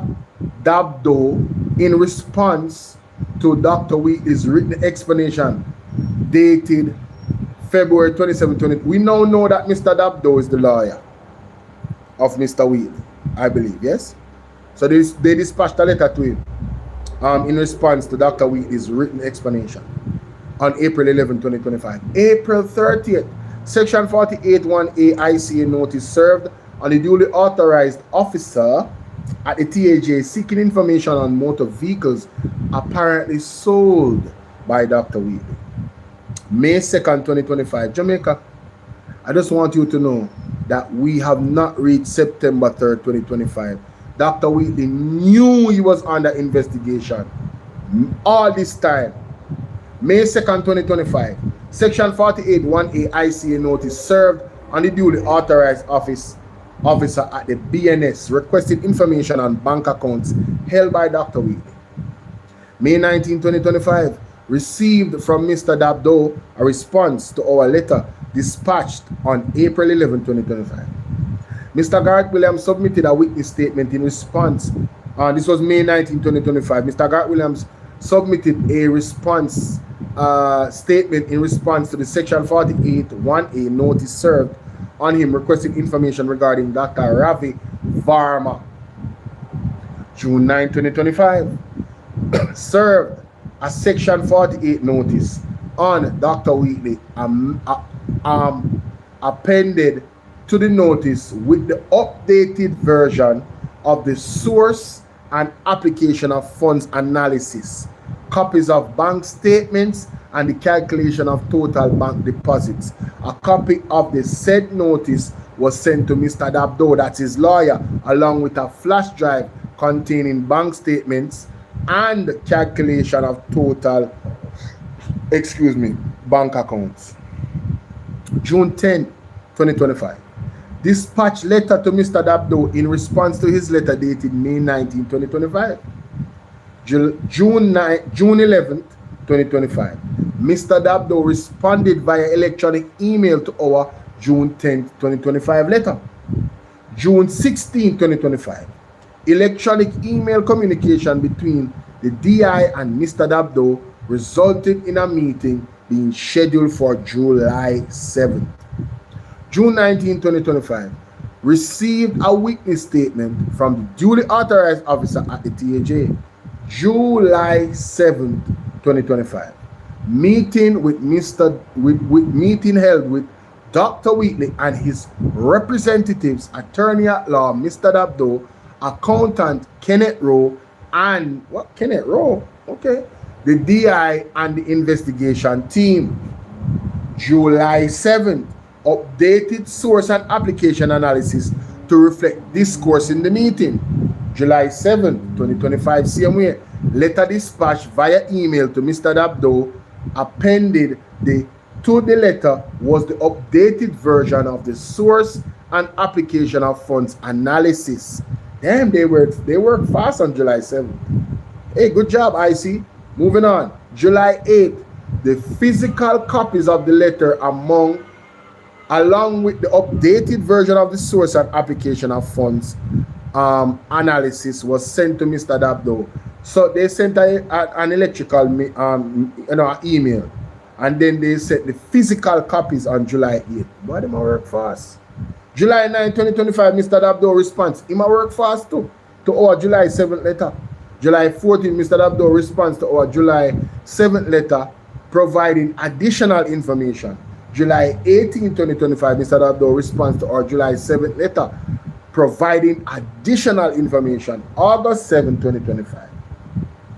An electronic mail was sent to Mr. Dabdo acknowledging the receipt of his letters dated July 9, 14, and 18, 2025. The information provided by Mr. Dabdo was incomplete. The information provided by Mr. Dabdo was incomplete. August 7, 2025, we're in Jamaica. September the next month, Andrew Wheatley run for office, Mighty God of Daniel, In said letter, the outstanding information was requested to be provided by August 14, 2025 deadline. So Andrew, I want to ask you one question. You never know, say, Andrew Wheatley was being investigated at this point in time. Joseph, big up yourself. You never know, say, Andrew Wheatley was being investigated at this point in time. He never made you aware. You were oblivious. Let's continue. September 1st, Jesus. September 1st, Jamaica, 2 days before election. Section 48(1)A ICA notice served on the duly authorized officer at Mayberry requesting information on investment accounts held by Dr. Wheatley. Section 48(1)A ICA notice served on the duly authorized office at BNS. This was September 9, 2025, by the way. At BNS requesting information on bank accounts held by Dr. Wheatley. August 3rd, 2025. Received electronic mail from duly authorized officer at the BNS in response to the Section 48(1)A ICA notice requesting information. September 23rd, Section 48(1)A ICA notice served on the duly authorized officer at BNS requesting information on the bank accounts held by Dr. Wheatley. October 2nd, 2025, we done gone past election, you know, ladies and gentlemen. October 2nd, 2025, attempted to serve a Section 48(1)A ICA notice on the duly authorized officer at Property Realtor Company Limited requested information. October 3rd, 2025, received electronic mail from the duly authorized officer of the BNS in response to Section 48 ICA notice requesting information. October 6, 2025, received electronic mail from the duly authorized officer of the BNS in response to Section 48(1)A ICA notice requesting information. November 27, 2025, Section 48(1)A ICA notice served on the duly authorized officer at Proven Wealth Limited requesting information. November 27, Section 48(1)A ICA notice served by the duly authorized officer at the Tax Administration Jamaica requested information. November 27, Section 48(1)A ICA notice served on the duly authorized officer at the Bank of Nova Scotia requested information. November 20, wait a minute. I think there was an error here. November 27th and then November 26th. Anyway, November 26, 2025, Section 48 ICA notice served on the duly authorized officer at the Company Office of Jamaica, COJ, requesting information. November 28, 2025, Section 48(1)A ICA notice served on the duly authorized officer at the University of the West Indies, Mona, requesting information. December 1st, 2025, Section 48(1)A ICA notice served on the duly authorized officer at the House of Parliament requesting information. So December 1st, the House of Parliament still get requests from the Integrity Commission. So you have to say Andrew Wallace never knows this man get investigative illicit enrichment. Moving on, ladies and gentlemen. December 10th, 2025. Received witness statements from the duly authorized office at Proven Limited concerning submissions of Section 31G certificate. December 12th, what is that? Proven Wealth Limited again concerning the submission of Section 31G certificate. That sounds important. Anyway, remember that date, December 10th, 2025, and remember Section 31G certificate. Proven Wealth Limited. December 12th, 2025, they received witness statement from the duly authorized office of the University of the West Indies, Mona, concerning the period of employment and employments for the period of employment for Dr. Wheatley. Remember that again. Concerning the period of employment and my apologies. Concerning the period of employment and emoluments for the period of employment for Dr. Wheatley. What is emoluments? I would think that has to do with payment, right? Emoluments. Let's look that up just to be sure. Emoluments. What does that mean? First time I've seen that word. A formal terminology for total compensation received for work and service. So I was right. It's about the payment. So emoluments, right? So they requested the emoluments of the period. They got the information of the emoluments at the period for Mr. Wheatley. Where is it? Yes, that was December 12th. And they got the submission for the Section 31G certificate. December 17th, 2025, received witness statement from the duly authorized officer at the TAJ concerning income tax return filed by Dr. Wheatley. Very important. December 18, 2025, received witness statement from the duly authorized officer at the Company's Office of Jamaica, COJ, concerning current status of businesses and companies owned by Dr. Wheatley. That's also very important. January 14, 2026, ladies and gentlemen. Receive witness statements from the duly authorized officer at the Bank of Nova Scotia concerning Scotia Mint Insurance. That's January 14, 2026. January 20th, Section 48(1)A ICA notice served on the duly authorized officer at the Bank of Jamaica requesting information. January 20th, Section 48(A)(1) ICA notice served on the duly authorized officer at the Mayberry Investment Limited requesting information regarding dividends earned by Dr. Wheatley. January 23rd, 2026, Section 48(1)A ICA notice served at the duly authorized officer at Proven Well Limited requesting information regarding dividends earned by Dr. Wheatley. Oh wait, there's more. Mighty God, I'm going to do this tonight.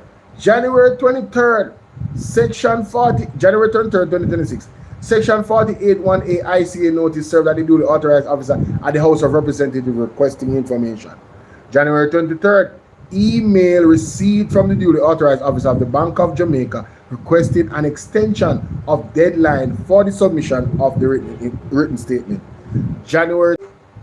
We're back? Okay, good. January 23rd, 2026, email sent to the duly authorized officer at the Bank of Jamaica granting extension on the deadline for the submission of the written statement.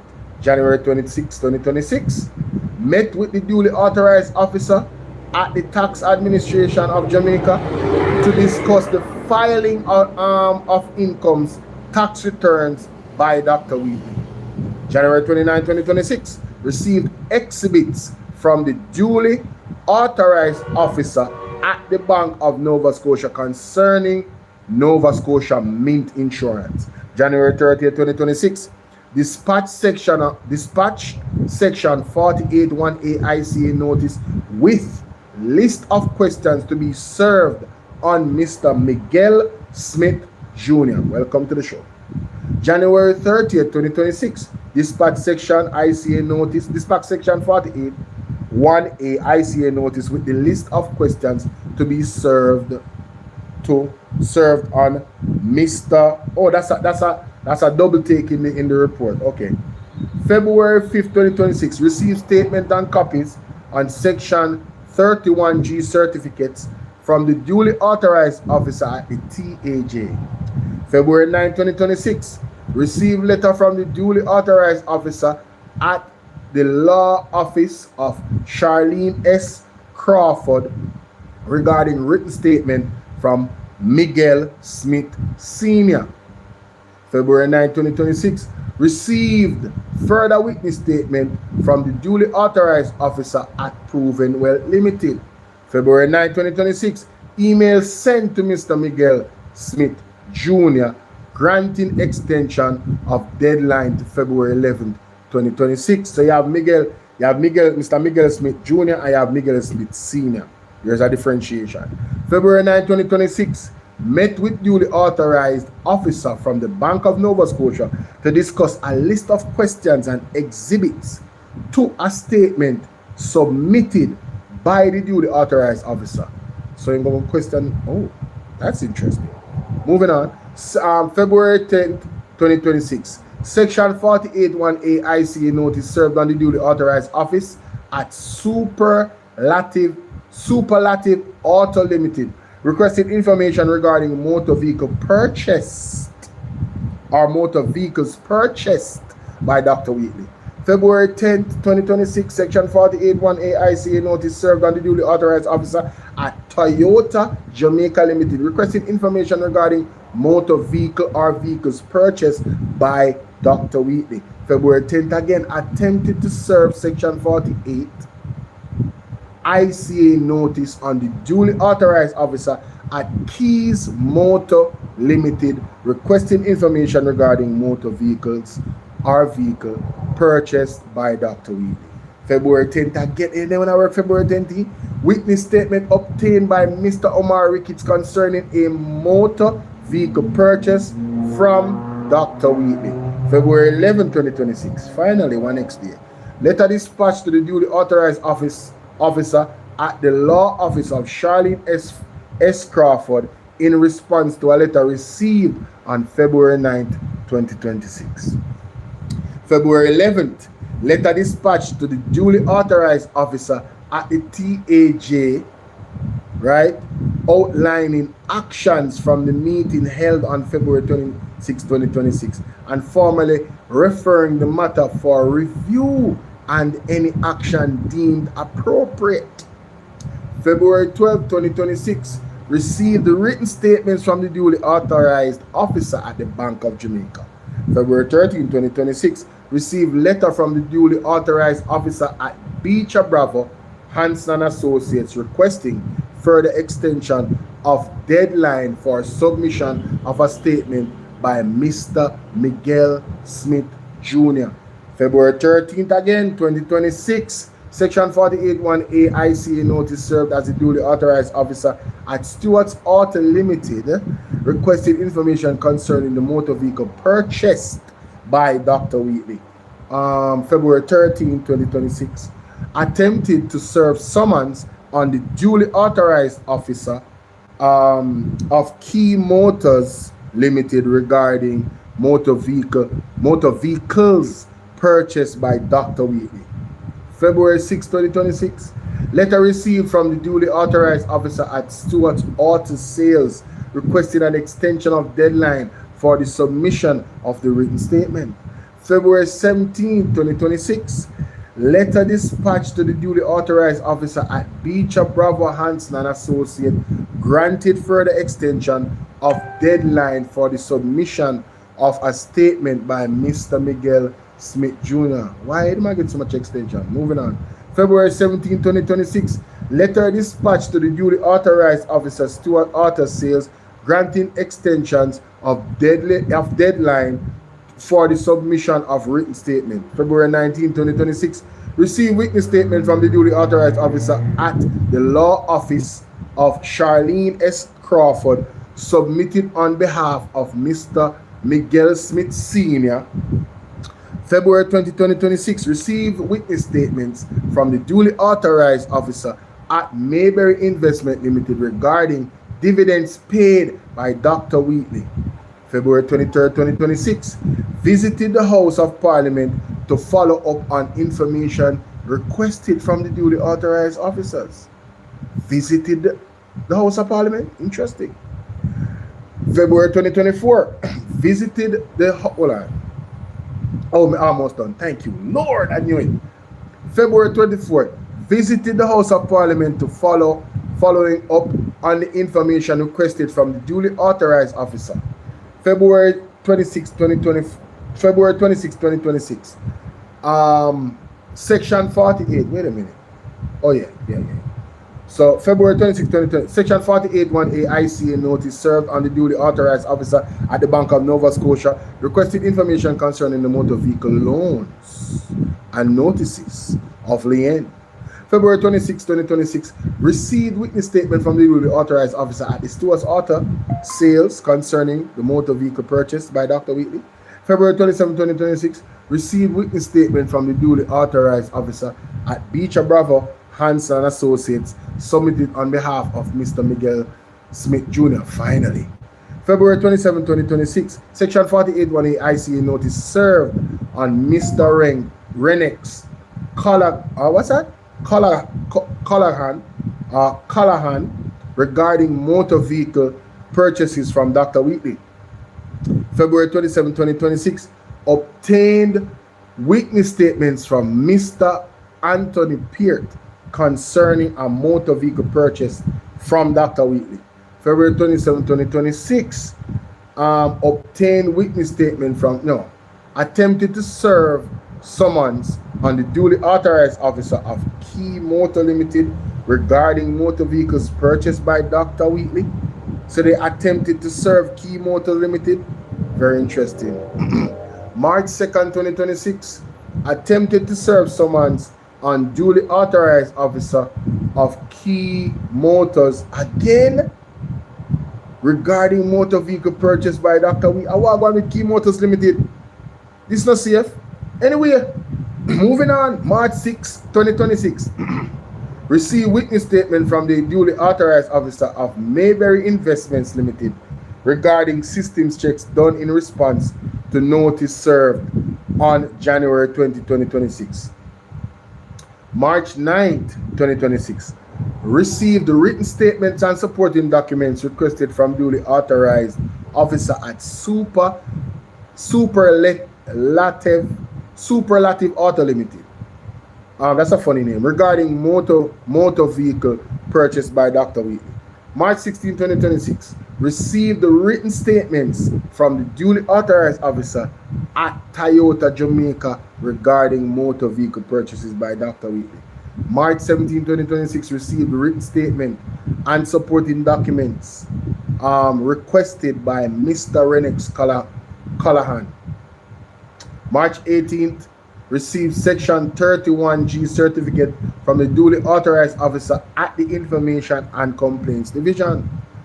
March 19, 2026, written statement received from the duly authorized officer at the House of Representatives along with accompanying attachments.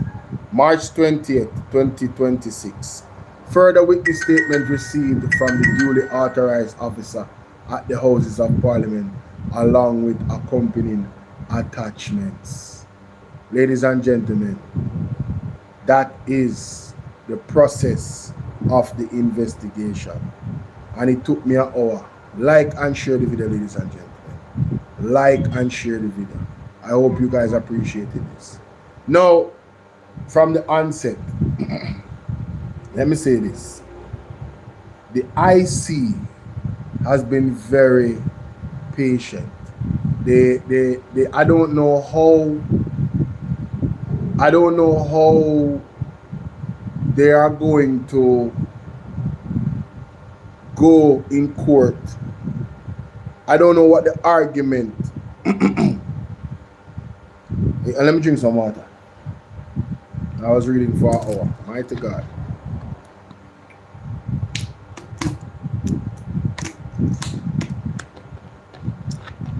Ladies and gentlemen, please like the video. Please like up the video for me. Thank you. Where are you? Yeah, man, I know. But you can turn off that one there. No, because I don't want recording. Somebody want the lighting off a good. Because I put it up. No, the other one. Yes. Alright, you still can't see me good. It's not as bright, but it's all good. Anyway, so no one can say that the Integrity Commission, ladies and gentlemen, did not give this man. How you doing, Annette? Big up yourself. Nobody can say that the Integrity Commission did not give this man. Marcia, good night. Anthony, big up yourself. Ashani, Marcus, big up. Carla, Carl Carty, big up yourself. Big up yourself, big up yourself. Thanks to the love, thanks to the love, thanks to the love. Martha, how you doing? All that reading, me send you something to buy a drink. Mighty God. You send me something? Thank you so much, my darling. Martha, big up yourself, Martha. I see, that's why I have to love you, you know. I have to love you. All the supporters, them, liking and sharing up the video. Good night, my friend Bolo. You see how them nasty and take people to eat. No, it's bad. It is really bad. Me right, it splashes you there to Gideon, big up yourself. Born again. Okay, me reach everybody. Alright. Everybody that put a comment anyway. We have Richard Reed over here, so one by one them going to jail. Warmington said you can't stop a thief from thief. Mighty God. Mr. Bolo, good night. Thanks for this transparency. Wow. Once a thief will always be a thief. Petro John. Me not call nobody no thief. It's not me, so ladies and gentlemen. It's not me, so. At the comment section, me I read. Yuda Morris say good night. Like your life, always informative. Thank you so much, Yuda. Because listen, I don't come on here to gossip. Alright, that you know, everybody has their own niche. You know, I don't come on here for all those other things. You see what I do. You know, what I do is distinguished. I don't have to say what I do. You can see what I do. Yes. And I appreciate the person that appreciate me. and we just move on in that regard, right? I'm trying to get some charge on this phone now. Yes, awesome. There we go. Hi Wiz, how you doing, birthday girl? You know, see my mother birthday the other day too, so it's on our Gemini and so. You know, see a phone no month. Big up all our Gemini them. The word is love. As goal saying just wake up. Alright.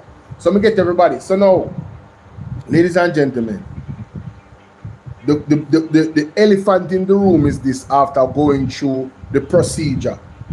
It is quite clear that Andrew Wheatley knew way before the election, from 2024, Andrew Wheatley knew that he was under investigation for illicit enrichment. Right?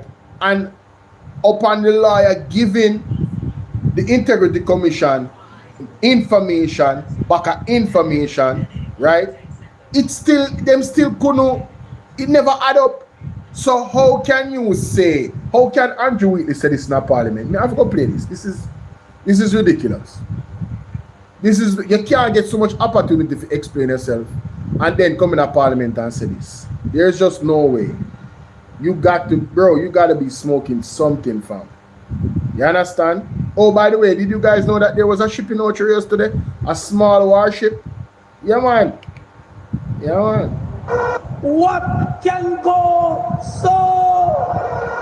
Two helicopter on the side. You know what? They look military, they look small military, yeah? Look like a little military ship.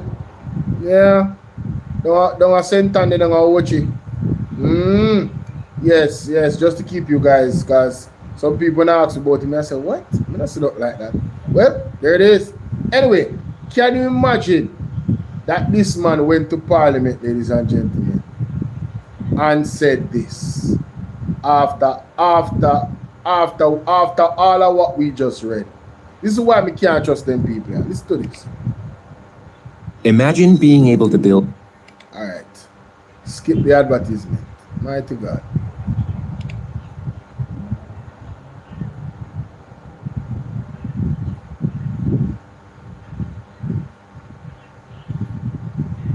Let us see what they're going to do Jamaica.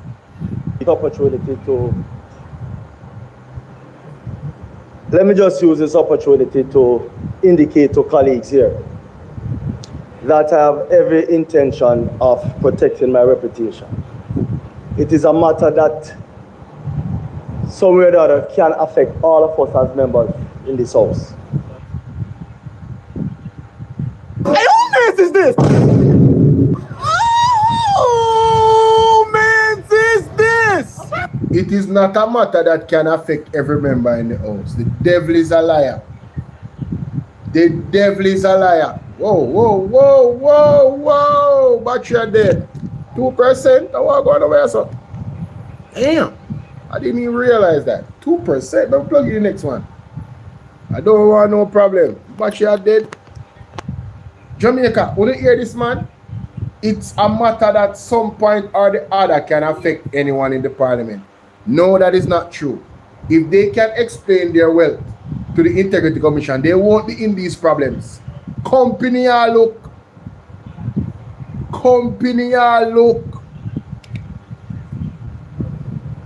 And so my team of lawyers will bring to the fore, to the public, that I am innocent. Stop the cap. Stop the cap right now. Stop the cap. No bullshit, bro. Brother, what your team of lawyer them did there when they did prove say you earn your money the right way? Where was your team of lawyers? So when the Integrity Commission report come out, when you fail to show them and explain to them how you made your money, and now your team of lawyers them, I go make we know, I go defend your reputation. Brother.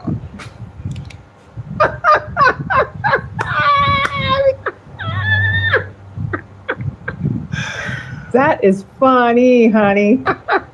That's funny. Oh my God, that is funny. One thing I have to tell you, Andrew Wheatley.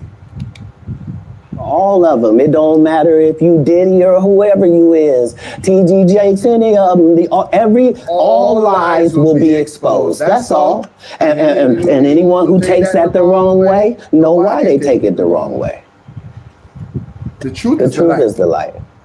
The truth is the light, and the truth shall set you free.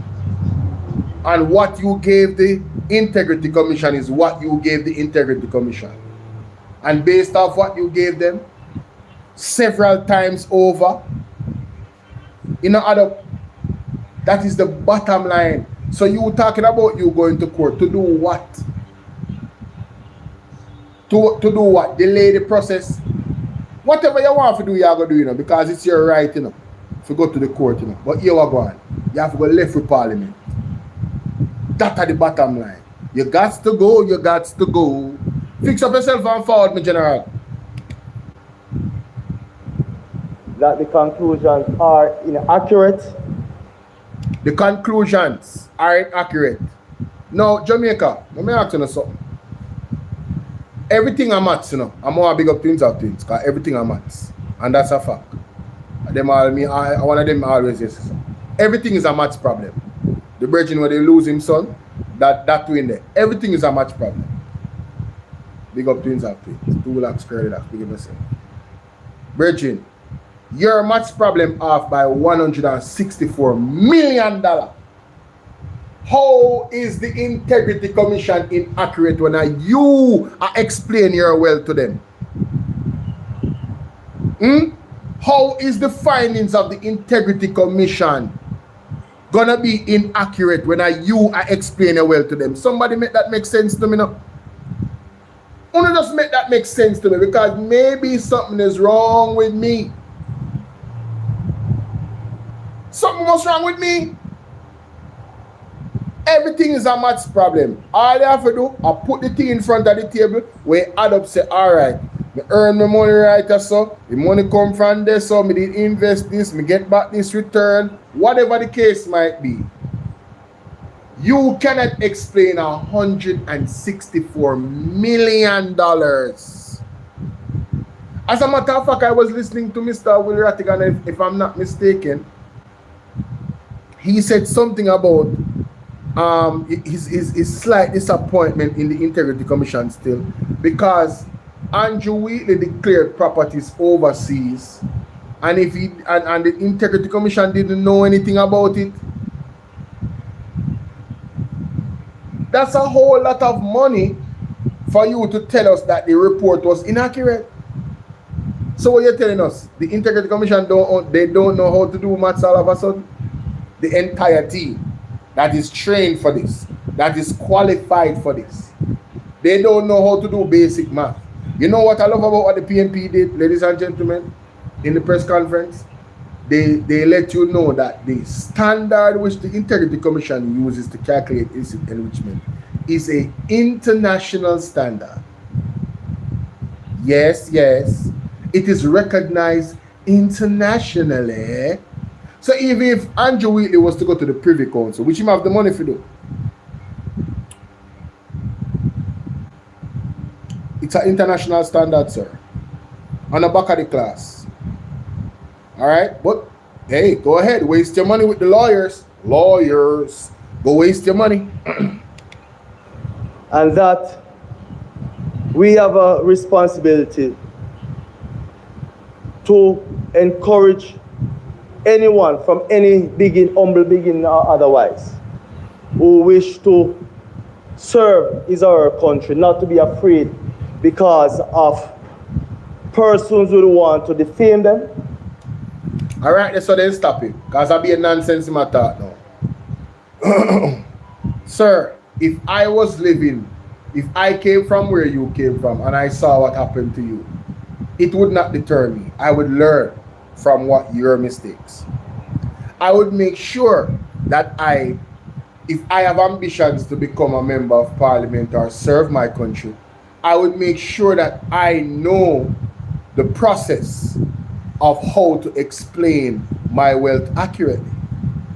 Yes, I would ensure that my businesses or whatever it is that I'm involved in would be clean. Why is it so easy for Mark Golding to declare his assets, but it appears as if no one in the heads of the Jamaica Labour Party cannot explain theirs? And so many of them have a problem with the ICs. Like, we remember when Delroy Chuck was saying all the nonsense and asking all the idiot questions in the Integrity Commission committee meeting. We remember, right? They have a serious problem with accountability. This is the reason why most of their ministries have so much trillions of dollars unaccounted for. It is a pattern of behavior with these people that is in the Jamaica Labour Party. You understand? And under Mark Golding, I can assure you that will not be the case with the people that is a part of his government. He's already let them know, brethren, get this right. Once you are MP, take business aside. You're serving the people. It's too much work. You can't serve the people and grow a business at the same time. That's why Mark Golding lost $30 million in 2024. Meanwhile, Dr. Andrew Wheatley can't explain $164 million. $164 million. Do you know how much ghetto youth in Jamaica don't see? $3 million. Much less $164 million. But him can't explain. Talking about we should encourage persons from humble beginnings. Look on Donovan Williams. You know, the irony of irony is that he was on the right hand, in the peripheral behind Andrew Wheatley when he was making this statement. I'm telling you, the irony of ironies. That was the man that his name was on a company. Oh no, we don't know who owned the company whereby the Jew of Jamaica. This government is a baga government. Baga. Who wish to serve is our country, not to be afraid because of persons who want to defame them or destroy their reputation. I will take that back, sorry.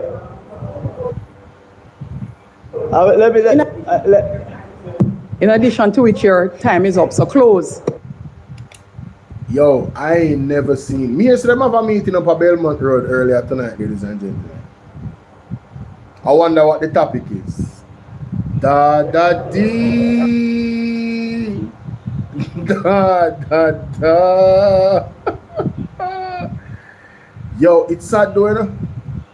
It's sad, but sometimes I have to laugh because we just have to, like, you know, like, just for not break down and ball. Jamaica is in a terrible place, ladies and gentlemen. These are the people that are representing us. And there was another video. Hold on there. There's another video. After he made that speech, you know. Police have charged the driver of the motor car. Reportedly, that got out of control and unalive a 62-year-old woman in Ocherios, Senton. Boy, what you coming in the news from all the end? Rodney, when you Rodney Thomas, 27, Jaja, from Gettyston, St. Mary. Why? Was charged on Thursday with causing death by dangerous driving, operating a vehicle without a driver's license. Oh my, hey, the youth them are out there right now. Please, may I beg you. Learn from this. Learn from this, ladies and no, don't do that to yourself. Learn from this. Please learn from this. Alright? Now, ladies and gentlemen, you know what I missed that I shouldn't have missed? The PAC meeting. How much are you guys watch the PAC meeting the other day? Mighty God. There was a revelation. Oh, this would be war and frustration. Let me go to the PAC meeting. We can't believe this. Ladies and gentlemen, let's listen. The news are kind of passing, but honestly, we have to listen back to this because there are so much fires burning in Jamaica. And when I say fire, I mean politically. Omar, what are you dealing with? Delroy Chuck is a letdown. We will soon know about Donovan Owen. Hey man, listen, we just wait for God, you know. A God we are wait for. But anyway, listen to this in the Public Accounts Committee. Affected by the breakdown. P.S. There are some public concerns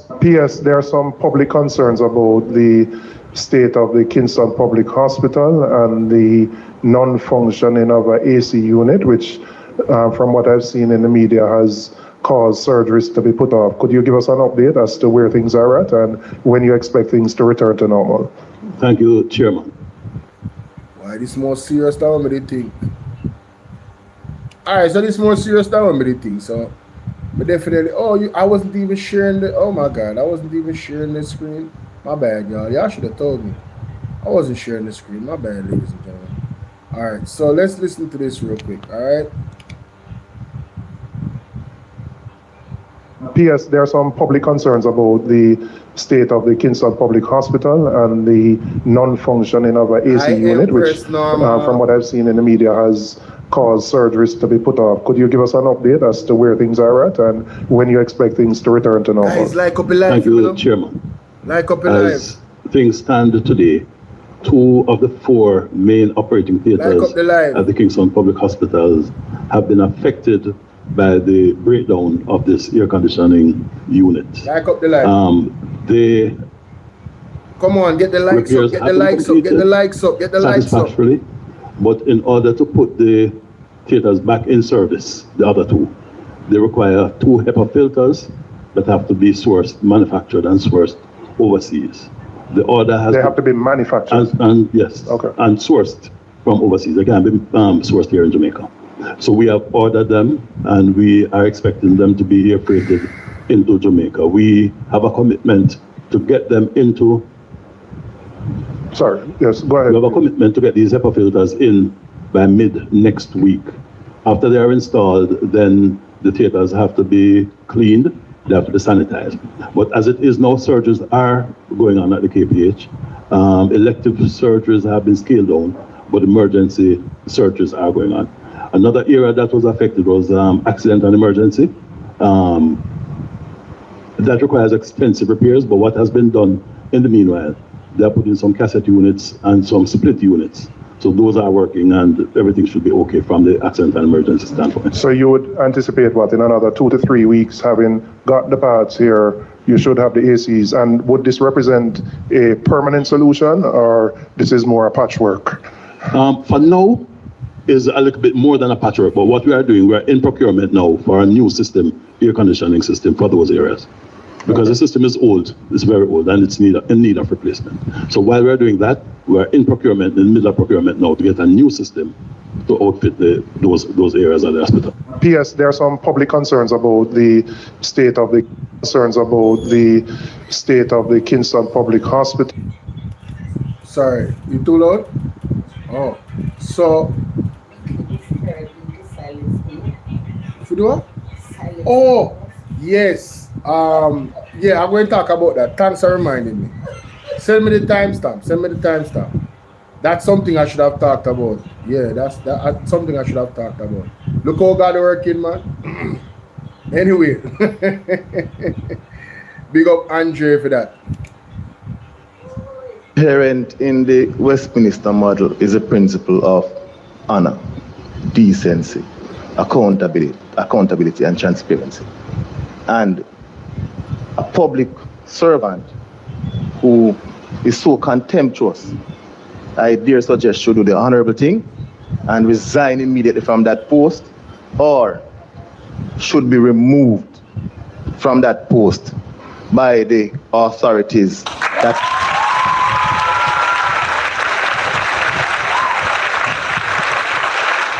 yeah man, just listen man, and have to see man.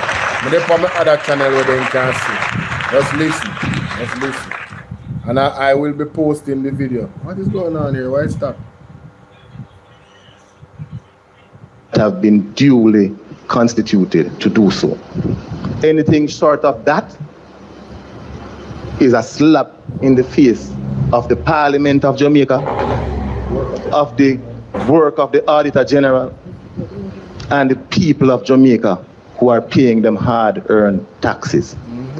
This individual should not be allowed to ever sit in that role again, in that capacity, or any other capacity. Facts. The message must be strong. Yes. If the message is not strong, then as you said, Chairman, it is going to open a floodgate, and it is going to undermine our work, the work of the Auditor General, and the work of everyone concerned. So the minister, he's the one who appoints the board, must act, and act decisively, because we are in perilous waters where this action is concerned. And I'm very much upset about how things have transpired. I'm not surprised based on the stance that he took earlier. But one would have thought that having been served with a summons, good sense would have prevailed, and that he would have presented himself here today. Yes. So, PS, as Member Bunting said, we don't want any sugarcoating. I have said what I have had to say here, and the ministry needs to send a very strong signal. And that is all I have to say in respect of this matter. I agree with Mr. Lowton Cousins. You guys have to remember that I think he's a lawyer as well, man. And lawyers respect due process, You understand? And the CEO of UHWI did not show up, so that made them extremely upset, and rightfully so. Good night, good night, good night. You say the mafia government, mighty God. Let's continue. I've been chaired a PSC for 6 years. I've been on a PSC prior to this. This is the first time we have a situation like this. As Member Bunting said, it is contemptuous of the role of Parliament.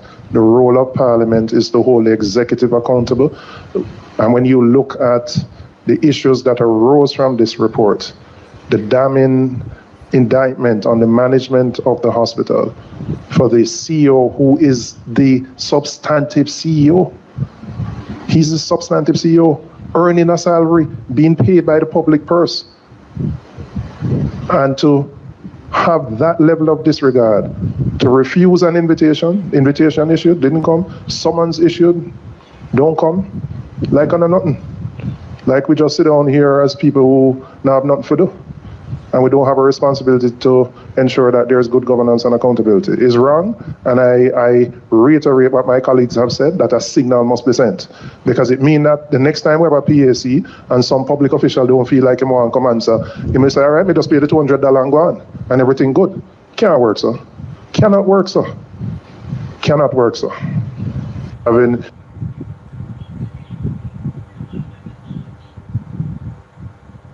this behavior of the CEO is outrageous and unacceptable. It is contemptuous of Parliament's role in giving oversight to the executive, and it cannot be allowed to stand. Or we're just wasting our time coming here to attend PAC and other standing committee meetings. Mr. Chairman, there is the first sentence of the Great People Solution, the search firm that was tabled here today, August 20th, 2023. It says, it became clear in the interview with the internal candidate that there were troubling indicators of a culture of non-compliance that still needed to be course corrected. Now, I'm assuming this internal candidate is who the CEO is here now. And if ever there was vindication of that committee's decision not to offer the role to this person, this is it here today.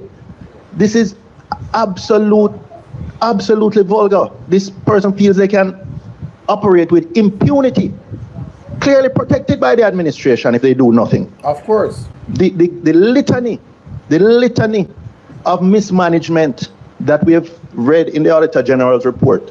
And for this level of contempt to be offered to this committee is just plain unacceptable. And while the $200 may be a nuisance, but I still think we should go through with the conviction for contempt. At least let that be on the person's record. Yes. If that is the only thing to signal to the public that this committee is completely dissatisfied and we find this behavior absolutely unacceptable. So, when you see say in the PAC meeting, the thing gets serious. And there's more. There's another video. I want to state my total disappointment with the actions or non-actions of action of the CEO. And I want to say no public official should treat a summons with disregard. It undermines accountability, it undermines transparency, and the respect for this parliament. And it sends a really, really bad signal to other public officials that are out there. And then so I'm going to join the call for the chairman and the board to act and send a message, as well as for us to follow through with bring this matter before the court for the CEO to answer. You see, managing public resources demonstrates the highest level, when I say the highest level of responsibility and cooperation with parliamentary oversight. And if the CEO is disregarding that, it means that every other step within the organization that he's managing, he can disregard those rules and policies and nothing comes of it. Because if he's disregarding parliamentary oversight, he has no regard for anything else. And so we must take action and do something about it. I want to state my total disappointment. Excellent point by the member there. Excellent point, ladies and gentlemen. I'm telling you. What I want to do is I want to get the original clip, because there's a part there that you guys need to hear in completion. You heard it in parts in terms of you know, what I want to share. You only heard it in parts, but I want you to understand the fullness of it all. So let me find the video, the PAC meeting full video. I think they talked about it at the first portion of it. I think it was like 50, like an hour long. That PAC meeting was an hour long. So at the beginning of the PAC meeting, they would have mentioned the particulars. Is it this? 2 weeks ago? I don't think so. 2 weeks ago? Items on a regular basis for the hospital, the private wing limited. Yeah, I knew it. It wasn't 2 weeks ago. I passed it. My bad, y'all. My bad. Oh, here it is. Tell us about 58 minutes. Found it.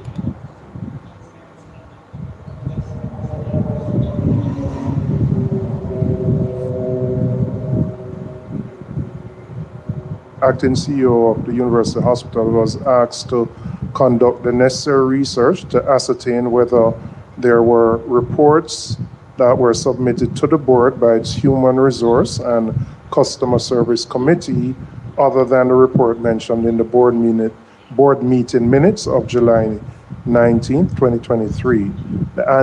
Let me just, for the purposes of persons who... Please listen to this, ladies and gentlemen, and I want you to factor in the context of the situation. Heri Clark and Xavier Main in these meetings. Remember when they were coming at the former CEO? And Heri Clark mentioned that when I saw you, I thought you were an honest person, or something to that effect.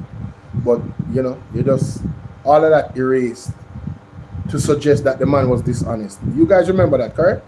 I hope you guys remember. You know, you have to have memory in this game, you know. So anyway, the current CEO that is connected to Christopher Tufton in some capacity, because he's the one he chose, allegedly one of the Manchester boys from Manchester High School. All right, he's the CEO now. One, he did not come to this come to this meeting after being summoned. You heard the other videos before, how upset they were. No, they couldn't find the minutes of a meeting to verify whether or not the previous CEO, where his written statement was concerned regarding the actions of Christopher Tufton in not taking the recommendations of the board to get the individual that was qualified to come from overseas to come and take over the CEO spot. So let's listen, ladies and gentlemen. Who are not physically here, but who would follow the meeting. There's a letter from the permanent secretary addressed to the clerk of the Houses of Parliament, and the question was, the acting CEO of the University Hospital was asked to conduct the necessary research to ascertain whether there were reports that were submitted to the board by its Human Resource and Customer Service Committee other than the report mentioned in the board meeting minutes of July 19, 2023. The answer, yes, reports were apparently submitted from the Human Resource and Customer Services Committee to the members of the board. We have been able to locate and identify addendum minutes of the board meeting held September 20th, 2023, September 23rd, 2023, October 3rd, 2023, and October 18th, 2023, which are attached for review. The second part of the question, minutes of meetings of this committee that were held after July 19th, at which matters concerning the recruitment of the CEO were addressed.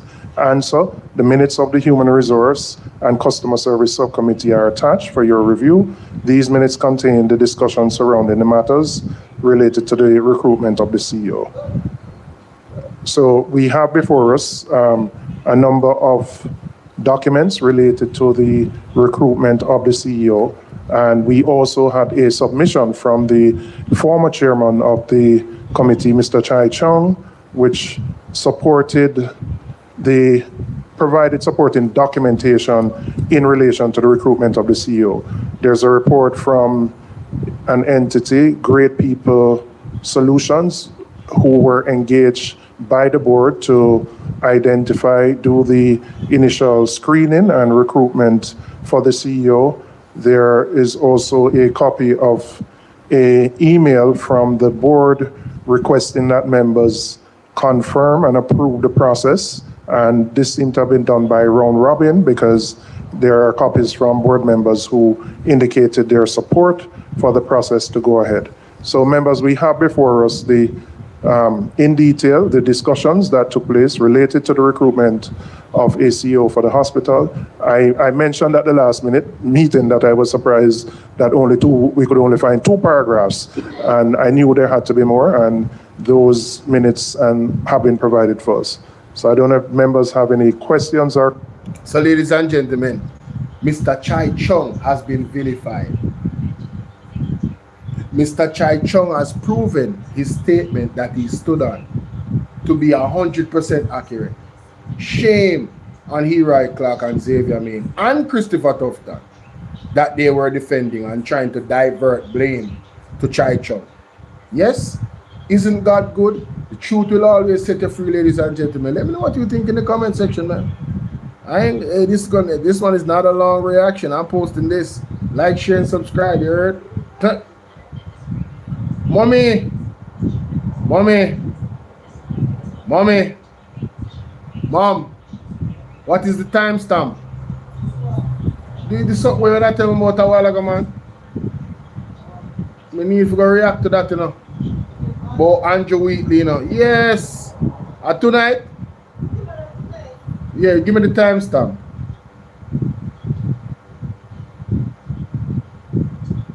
Give me the timestamp.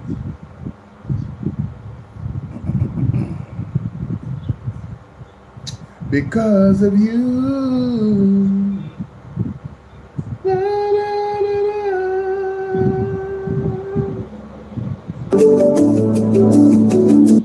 Oh wow. My bad, y'all. My bad. We're meant to.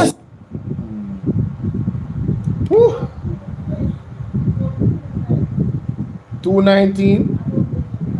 Alright, got you. Don't worry about it. I got you. I got you, mama. Oh, we can crazy. Man make up nice and a cuss.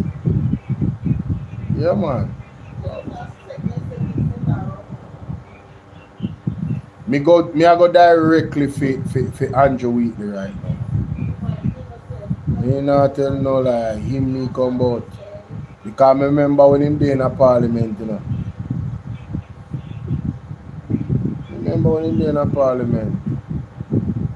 And I come I put speech together and be a thing. You understand? So ladies and gentlemen, we are going to examine a clip from PDTV. And I'm going to give my 2 cents because I should have mentioned this before in regards to Andrew Wheatley. You know. Yes, I should have mentioned it before. Listen to this. Jamaica not a problem with no thief, you know. Because of this, Jamaica people not a problem with the thief. But when the thief is not trickle down to the poor man, and that's the people have a problem with. What the next one? How would they want it? Robin Hood. No, Robin Hood. No, Robin Hood. What I want chop and scammer. What I want set a Nancyology. Uno nyam food no self. Uno no give poor people benefit. Uno no make poor people nyam food. Uno take poor people off a land. Uno take poor people off a beach. Wickedness, Almighty God. Mighty God. We need your divine intervention. We're tired of the labor right. We're tired of the green people. We have suffered. We can't take it no more. We need this. We need it. Help! Jesus Christ of Nazareth! Psalm 40. God is our refuge and strength. People, we don't understand my name, but them used to it because them see where them that speaking at tongues earlier, so them know say it's a serious mad set of people in the house here. But the truth is, Jamaica, where this country is too blessed to be appointed. We are too gifted to be stressed. Funny, honey. Yes, it's not even Bruce Golding in them. Funny. When I say Bruce Golding, I lash out on the drunkard then. And Bruce Golding himself was the epitome of corruption. Embarrassing. Real talk. And you want this past PJ participating in corruption. Mighty God, him then I want to league by himself. Me a lick fire tonight, Jamaica. Me a lick left, right, and center. And you want this beat when you Philip Powell in a corruption. Hey. And you want this and you want this the definition of corruption. All out! Whoa! You grew up hearing of the things that PJ did, and people say, boy, PJ awful. And I see the corruption with Andrew Wellness doing in this country. And I see how people give him a chance. I see him run out and talk. Yesterday when him come style Mark Golding, I come and talk about Mark Golding, my friend. Which part of you are Mark Golding a friend? Yes, what can go so? Yes, Mark Golding and walk at TV people come and come try style of Mark Golding. But Mark Golding, my friend. Oh my God, this is funny. I'm gonna say this to you, Jamaica. Oh my God, yo. Jamaica not deserve for being at the spot where it's in, I know. Jamaica not deserve for being at the spot where it's in, I know. And some of the PMP go back because me talk. But growing up in the years, the PJ was the master of corruption. And that them did speak in our head. You hear about this, you hear about that. But I want to ask you. I want to ask you today. Yeah, you heard a lot of things. He's right. That's true. And that's one of the reasons why I was never into any of the governments, because it just appeared as if they both were the same. But I can tell you this: if PJ Patterson was stealing, boy, he was doing a good job, because we don't know. Hey, the amount of development, yo. When I say one thief with spoon and one thief with shovel, hey, if PJ Patterson when I skim off money, yo, we don't know. Me don't know. Based off an achievement, them and we achieve all of the highways, the roads, everything, like real development, schools, all of the stuff that he did. I'm not saying he stole nothing. I'm just saying the rumors out there were the rumors out there. But Just looking at it, I can't tell. Andrew Wallace, everybody a pray, your brother. Everybody a pray Andrew Wallace. Nobody no believe him when him say man a thief. Not even labor right them. All the labor right them I say, yo, Lord, the man making thief. Me talk to labor right, you know. Lord, the man making thief because the whole of them are thief. And that labor right say, you know. And it's when the pressure start lick them, they start burning them out. I tell you no, a real thing. So there's a thing in a Jamaica where people just believe say all of the government officials them are thief. What the government officials them have got to do now, which I think will happen under Mark Golding, is to set the standard so high where accountability is concerned that there will be no question that the man them are not thief. It's like telling the police to wear a body camera. You feel what I say? Yeah. That is it. It's just like that. Tell the police to wear body camera. We need body camera for the political officials. And if they are comfortable and know so they're not thief, them not have no problem with the body worn camera because they want to be held accountable. And it's one side alone that I see want to be held accountable right now in this time. Not talking about the past. In this time for sure, a 100% Mark Jefferson Golding and in team. That are one team where Mrs. say really don't have a problem with accountability. Especially with the policies them that Mark Golding has brought in front of them in terms of if he should be the leader, what he would put into law and what he would expect obviously of them following the law as members of parliament. I remember Mark Golding said he doesn't just want the prime minister and the opposition leader statutory declaration to be gazetted. It should be every member of parliament. And I totally agree with him, ladies and gentlemen. One Marky G. Nene, what's up, my baby?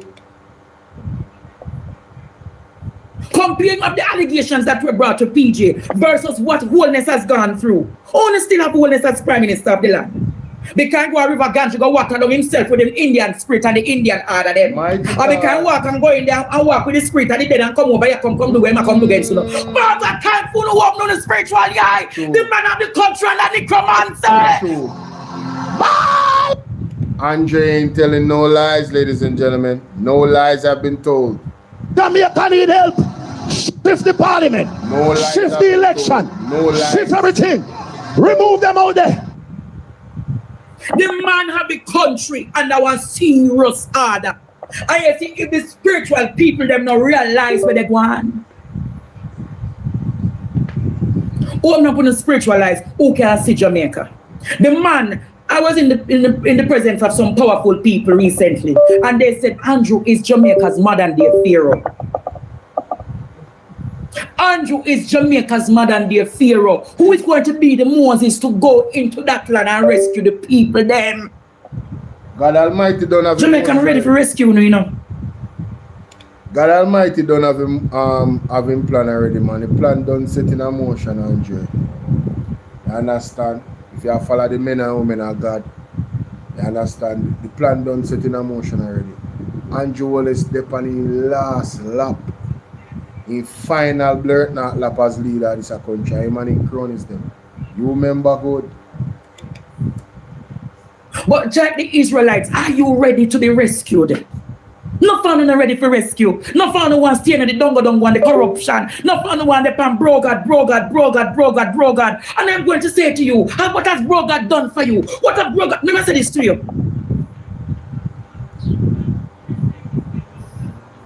Because if you see people are suffer.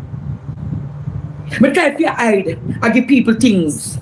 Because I don't want clarity, everybody knows me at the amount of people them. I'm stay. Me there. And make me a suffer myself, but me still have to give people. Me tell you, all teacher call me if say they not even have water, and they not have no light, and they not have no food in their yard. Me tired Jamaica. Wow.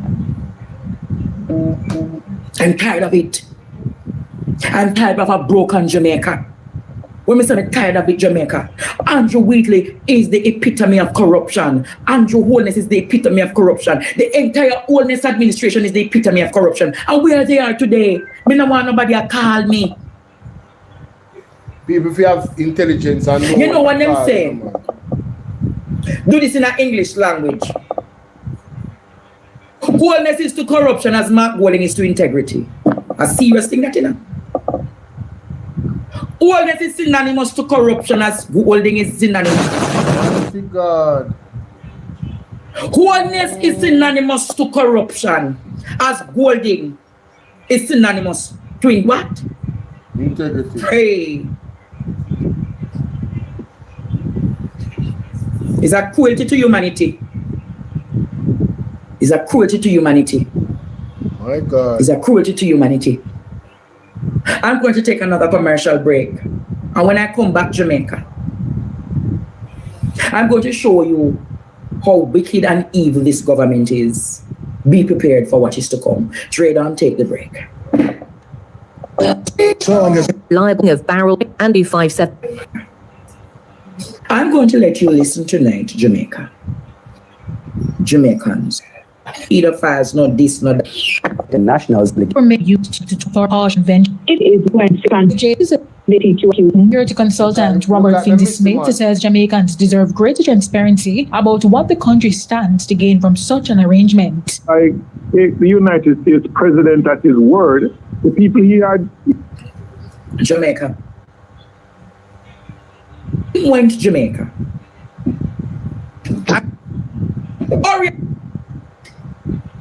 Gang gave it third country national. As a matter of fact, you cannot trust wholeness. To attract more investment. I want to ask Jamaica one question.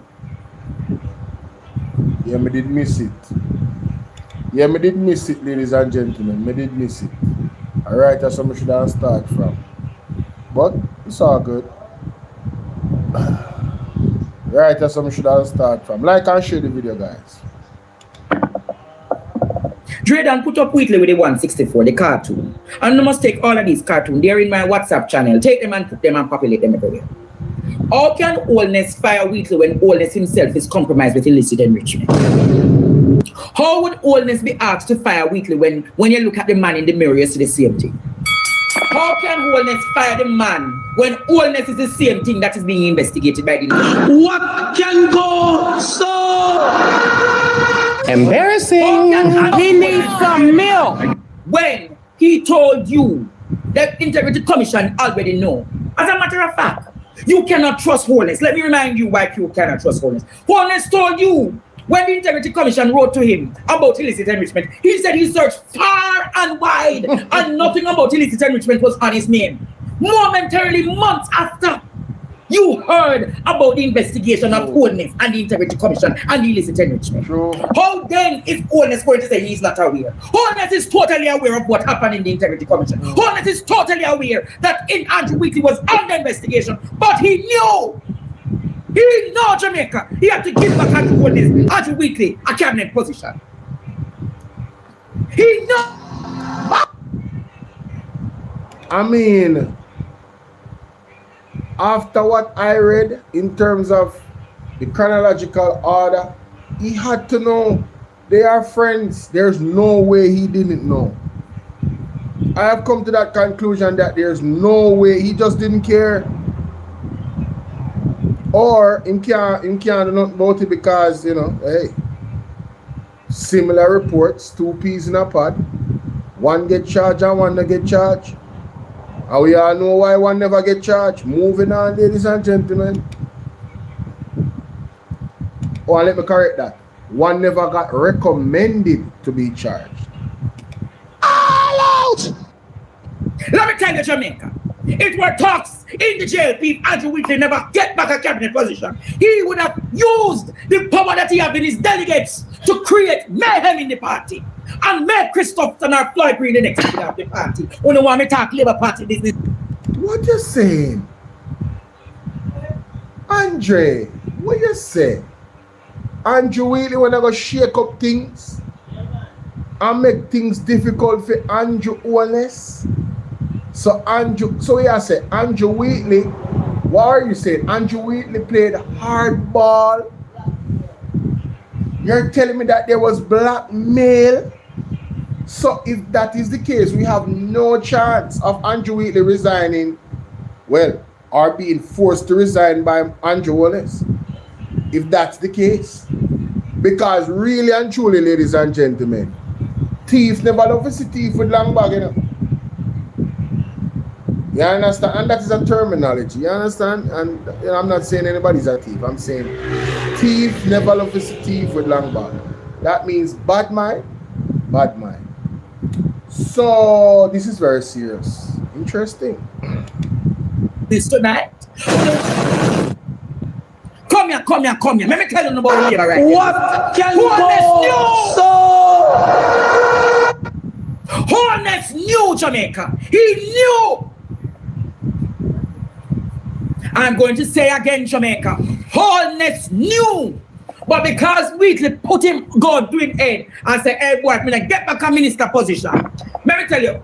Embarrassing. If he never gave Bobby Montague and Wheatley a position in the party, because of the syndicate of delegates they have, they could have swept him and had no confidence against him. I'm dead. So in the interest of power. So with Andrew Owen's statutory declaration, you're telling me that, well, I don't understand the politics to that level like Andrew, you know. So you're telling me based on the delegates that Andrew Wheatley and Robert, Bobby Montague have, them could have do a vote and no confidence and remove. Then what are the Jamaica? Hey, Father God, me don't know your plan, you know. I don't know your plan. But June 22nd, Paul Buchanan, court case. How timely could this be another domino falling? Mighty God! What can go so? Ladies and gentlemen, this is a ball out moment. If you're watching me anywhere you are in the world, just ball out. I am saying, with the timeliness of the report of Andrew Wheatley, Dr. Andrew Wheatley, and the pressure now from the PMP, public, you know, other groups I think will come in because this is very serious and they should. And if they don't, those same groups, those same entities that was talking about Nara, hey, I am saying all of you need to step in front of the plate right now and let your voices be heard. However, that situation being as serious as it is, you're telling me days from now, literally 3 days from now, the 22nd, Paul Buchanan will be in front of the Supreme Court to say, for them to judge on the election between him and Andrew Holness being redone or not. Andrew Holness, if that happens, Andrew Holness would be default, no longer the Prime Minister of Jamaica. Oh my God! Emotional damage. One wild patch, big up yourself. Let's continue, ladies and gentlemen. My God. Andrew Holness compromised the integrity of his government. Hey, Alethea, what's up, my It was darling? too much to dissect. Let me say it again in calm. Guys, remember the super chat on Bolo VNR 2.0. It's active here. That Andrew Wheatley was being investigated by the Integrity Commission. Whoa. However, he also knew that there were serious political implications in the party, where there were power struggles within the JLP. Hey, shout out to Martha. Thanks for the donation to the cash app, sweetie. Gave Andrew Wheatley and Bobby Montague ministerial positions. You know, realize that he created ministerial positions in the office of the Prime Minister for them. How coincidental that two of them got ministerial positions in the office of the Prime Minister. What can go so?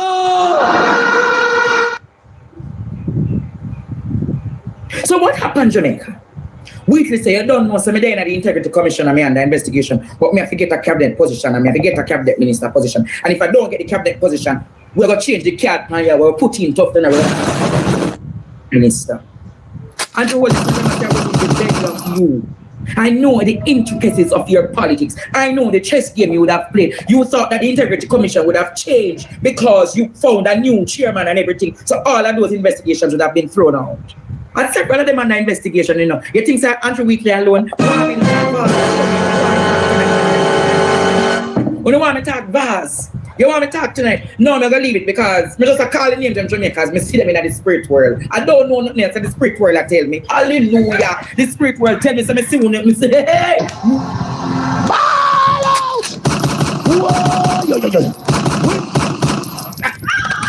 Yes, I see them in the spirit world. And two of them are doing the wrongdoing. So Jamaica, I am calling for Andrew Wallace to do the right thing. You have to, no, I'm going to call. The entire government have to resign, you know. The entire government, this is not a government for the people, you know. This is not a government for the interest of the Jamaican people, you know. This is a government called Anancyism, you know. Anancyism, Ananciology. That is the wholeness administration. Ananciology. They are the ones that take, not for us, but for them and their friends. That get, why you think, as I said this sooner, Jamie. You know want to learn something more? Tell us. You think it's by default Andrew Wallace put Bobby Montague as Minister of Land? No. You not see, you not understand it. He strategically gave Bobby Montague land for Bobby Montague go help him to thief up the whole heap of land around the country. Why you think they land? We need some milk. Yeah, down from 60 years to 30 years, you know. For to get the crown land and Andrew Wallace, no do that, you know. He make Bobby Montague go round, and what he do? He stay on as Minister of what? Housing. And then strategically put Bobby Montague in a land. Do you understand now, Jamaica? Wow. Then he has Wheatley to do the technology work. So what Wheatley was called in to do is to carry in the new Data Protection Act to silence we the little bloggers and the journalists them.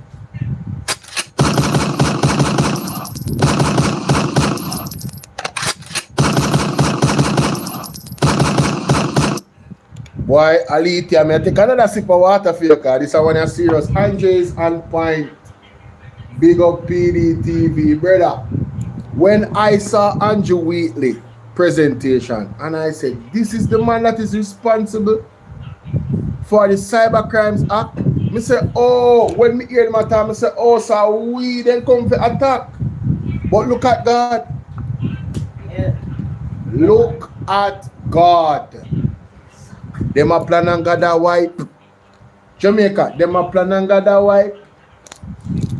Me say, God are the biggest chess player. Him create the game. It's not fair trying to blur not play against God. You remember good. You already lose before you touch your board. Me say, look on God. Yeah, hold on.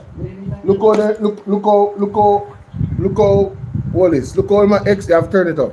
Look how them exposed, look how God exposed Andrew Wheatley. Andre is right. Him I deal with the cyber, and I said it. I said, well, you know why me come. I'm a mother tell me about this way, and you know why me come on. This is the point why me come on through the reaction, which I learned some other things, right? But this is my point, ladies and gentlemen. How can this man be crafting legislation to lock people up and him can't explain him wealth? Nobody that cannot explain them wealth should be a legislator. Nobody. No one that cannot explain how they make their money. Right? I know them say you're basking the ambience of presumed innocence. Well, there's the opposite of presumed innocence. Public opinion. People think you're a thief. Some people don't rate you. You understand me I deal with? When your name call upon them, there's something that we Integrity Commissioner talk about. People don't look for you, same brother. It's automatic. Listen, let me tell you something, man. That's like somebody coming into my home, right? And as soon as they leave, we find some things missing. 1 week pass, we still can't find something. Search down your whole house. Who you think we are going to think thief or something? The person when last coming out with us different from we, duh. So the same thing with Andrew Wheatley now. When me read a while ago about the detail of the investigation, date by date, which will be posted, I have to say, I am a bit taken aback as to how you think you can go to court and beat the Integrity Commission for that one. You got ample amount of time to explain yourself, sir. And according to the report, you just could not. In several instances, you fell short. Well, we didn't go into the detail of the several instances, but just our face value and what I've heard already, which I will be reading the rest of it. My goodness, it don't look good. It don't look good, Queen. It don't look good. You late bad man. You know, or yourself. Remember, say you're there with me, I have enough time, you know. But Andrea Burt, big up my darling. But big up Andre. I am in agreement with him. Where this is concerned, look who the man put to come craft law against we the vlogger them. And if you think it's a lie that a we the vlogger them, then craft the law for. Remember what Sharpneck Abka say in the Senate after Andrew Wheatley put that in a parliament. Go back and listen what he said. Go back and listen what he said. They tell on themselves, you know. You just have to listen, you know. They expose themselves. I think I have a video on my TikTok about it as well. I said, oh, that's what it is. That's what it is. Let's continue.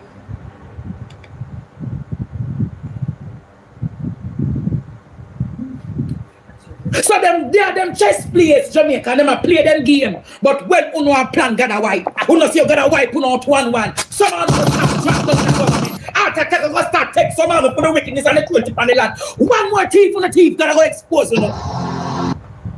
Boy, Andre they on fire. People now forgot watch the rest of the program there on themselves. Mighty God, this was June 19th program. Make sure you hit the like button. Make sure you go subscribe to PDTV News. You understand? That is it. Like, share, subscribe, ladies and gentlemen. Andrew Wheatley, Bobby Montague, Andrew Wellness, the Jamaica Labour Party. What a disgrace. I would love to see. Well, we're going to see. Everything will be revealed. You know, I just ask God to give me the opportunity to witness. Yes. To witness, ladies and gentlemen. Yes? Alright. Tell me what you think in the comment section now. People, the word is love. I have a lot of videos. One of them are premiere right now on both channels, on Bolo VNR 2.0 and Bolo VNR clips.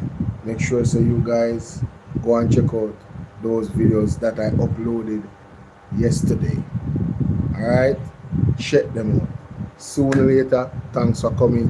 Please hit the like button before you go on Bolo VNR 2.0 and Bolo VNR clips. Bolo TBV don't go nowhere.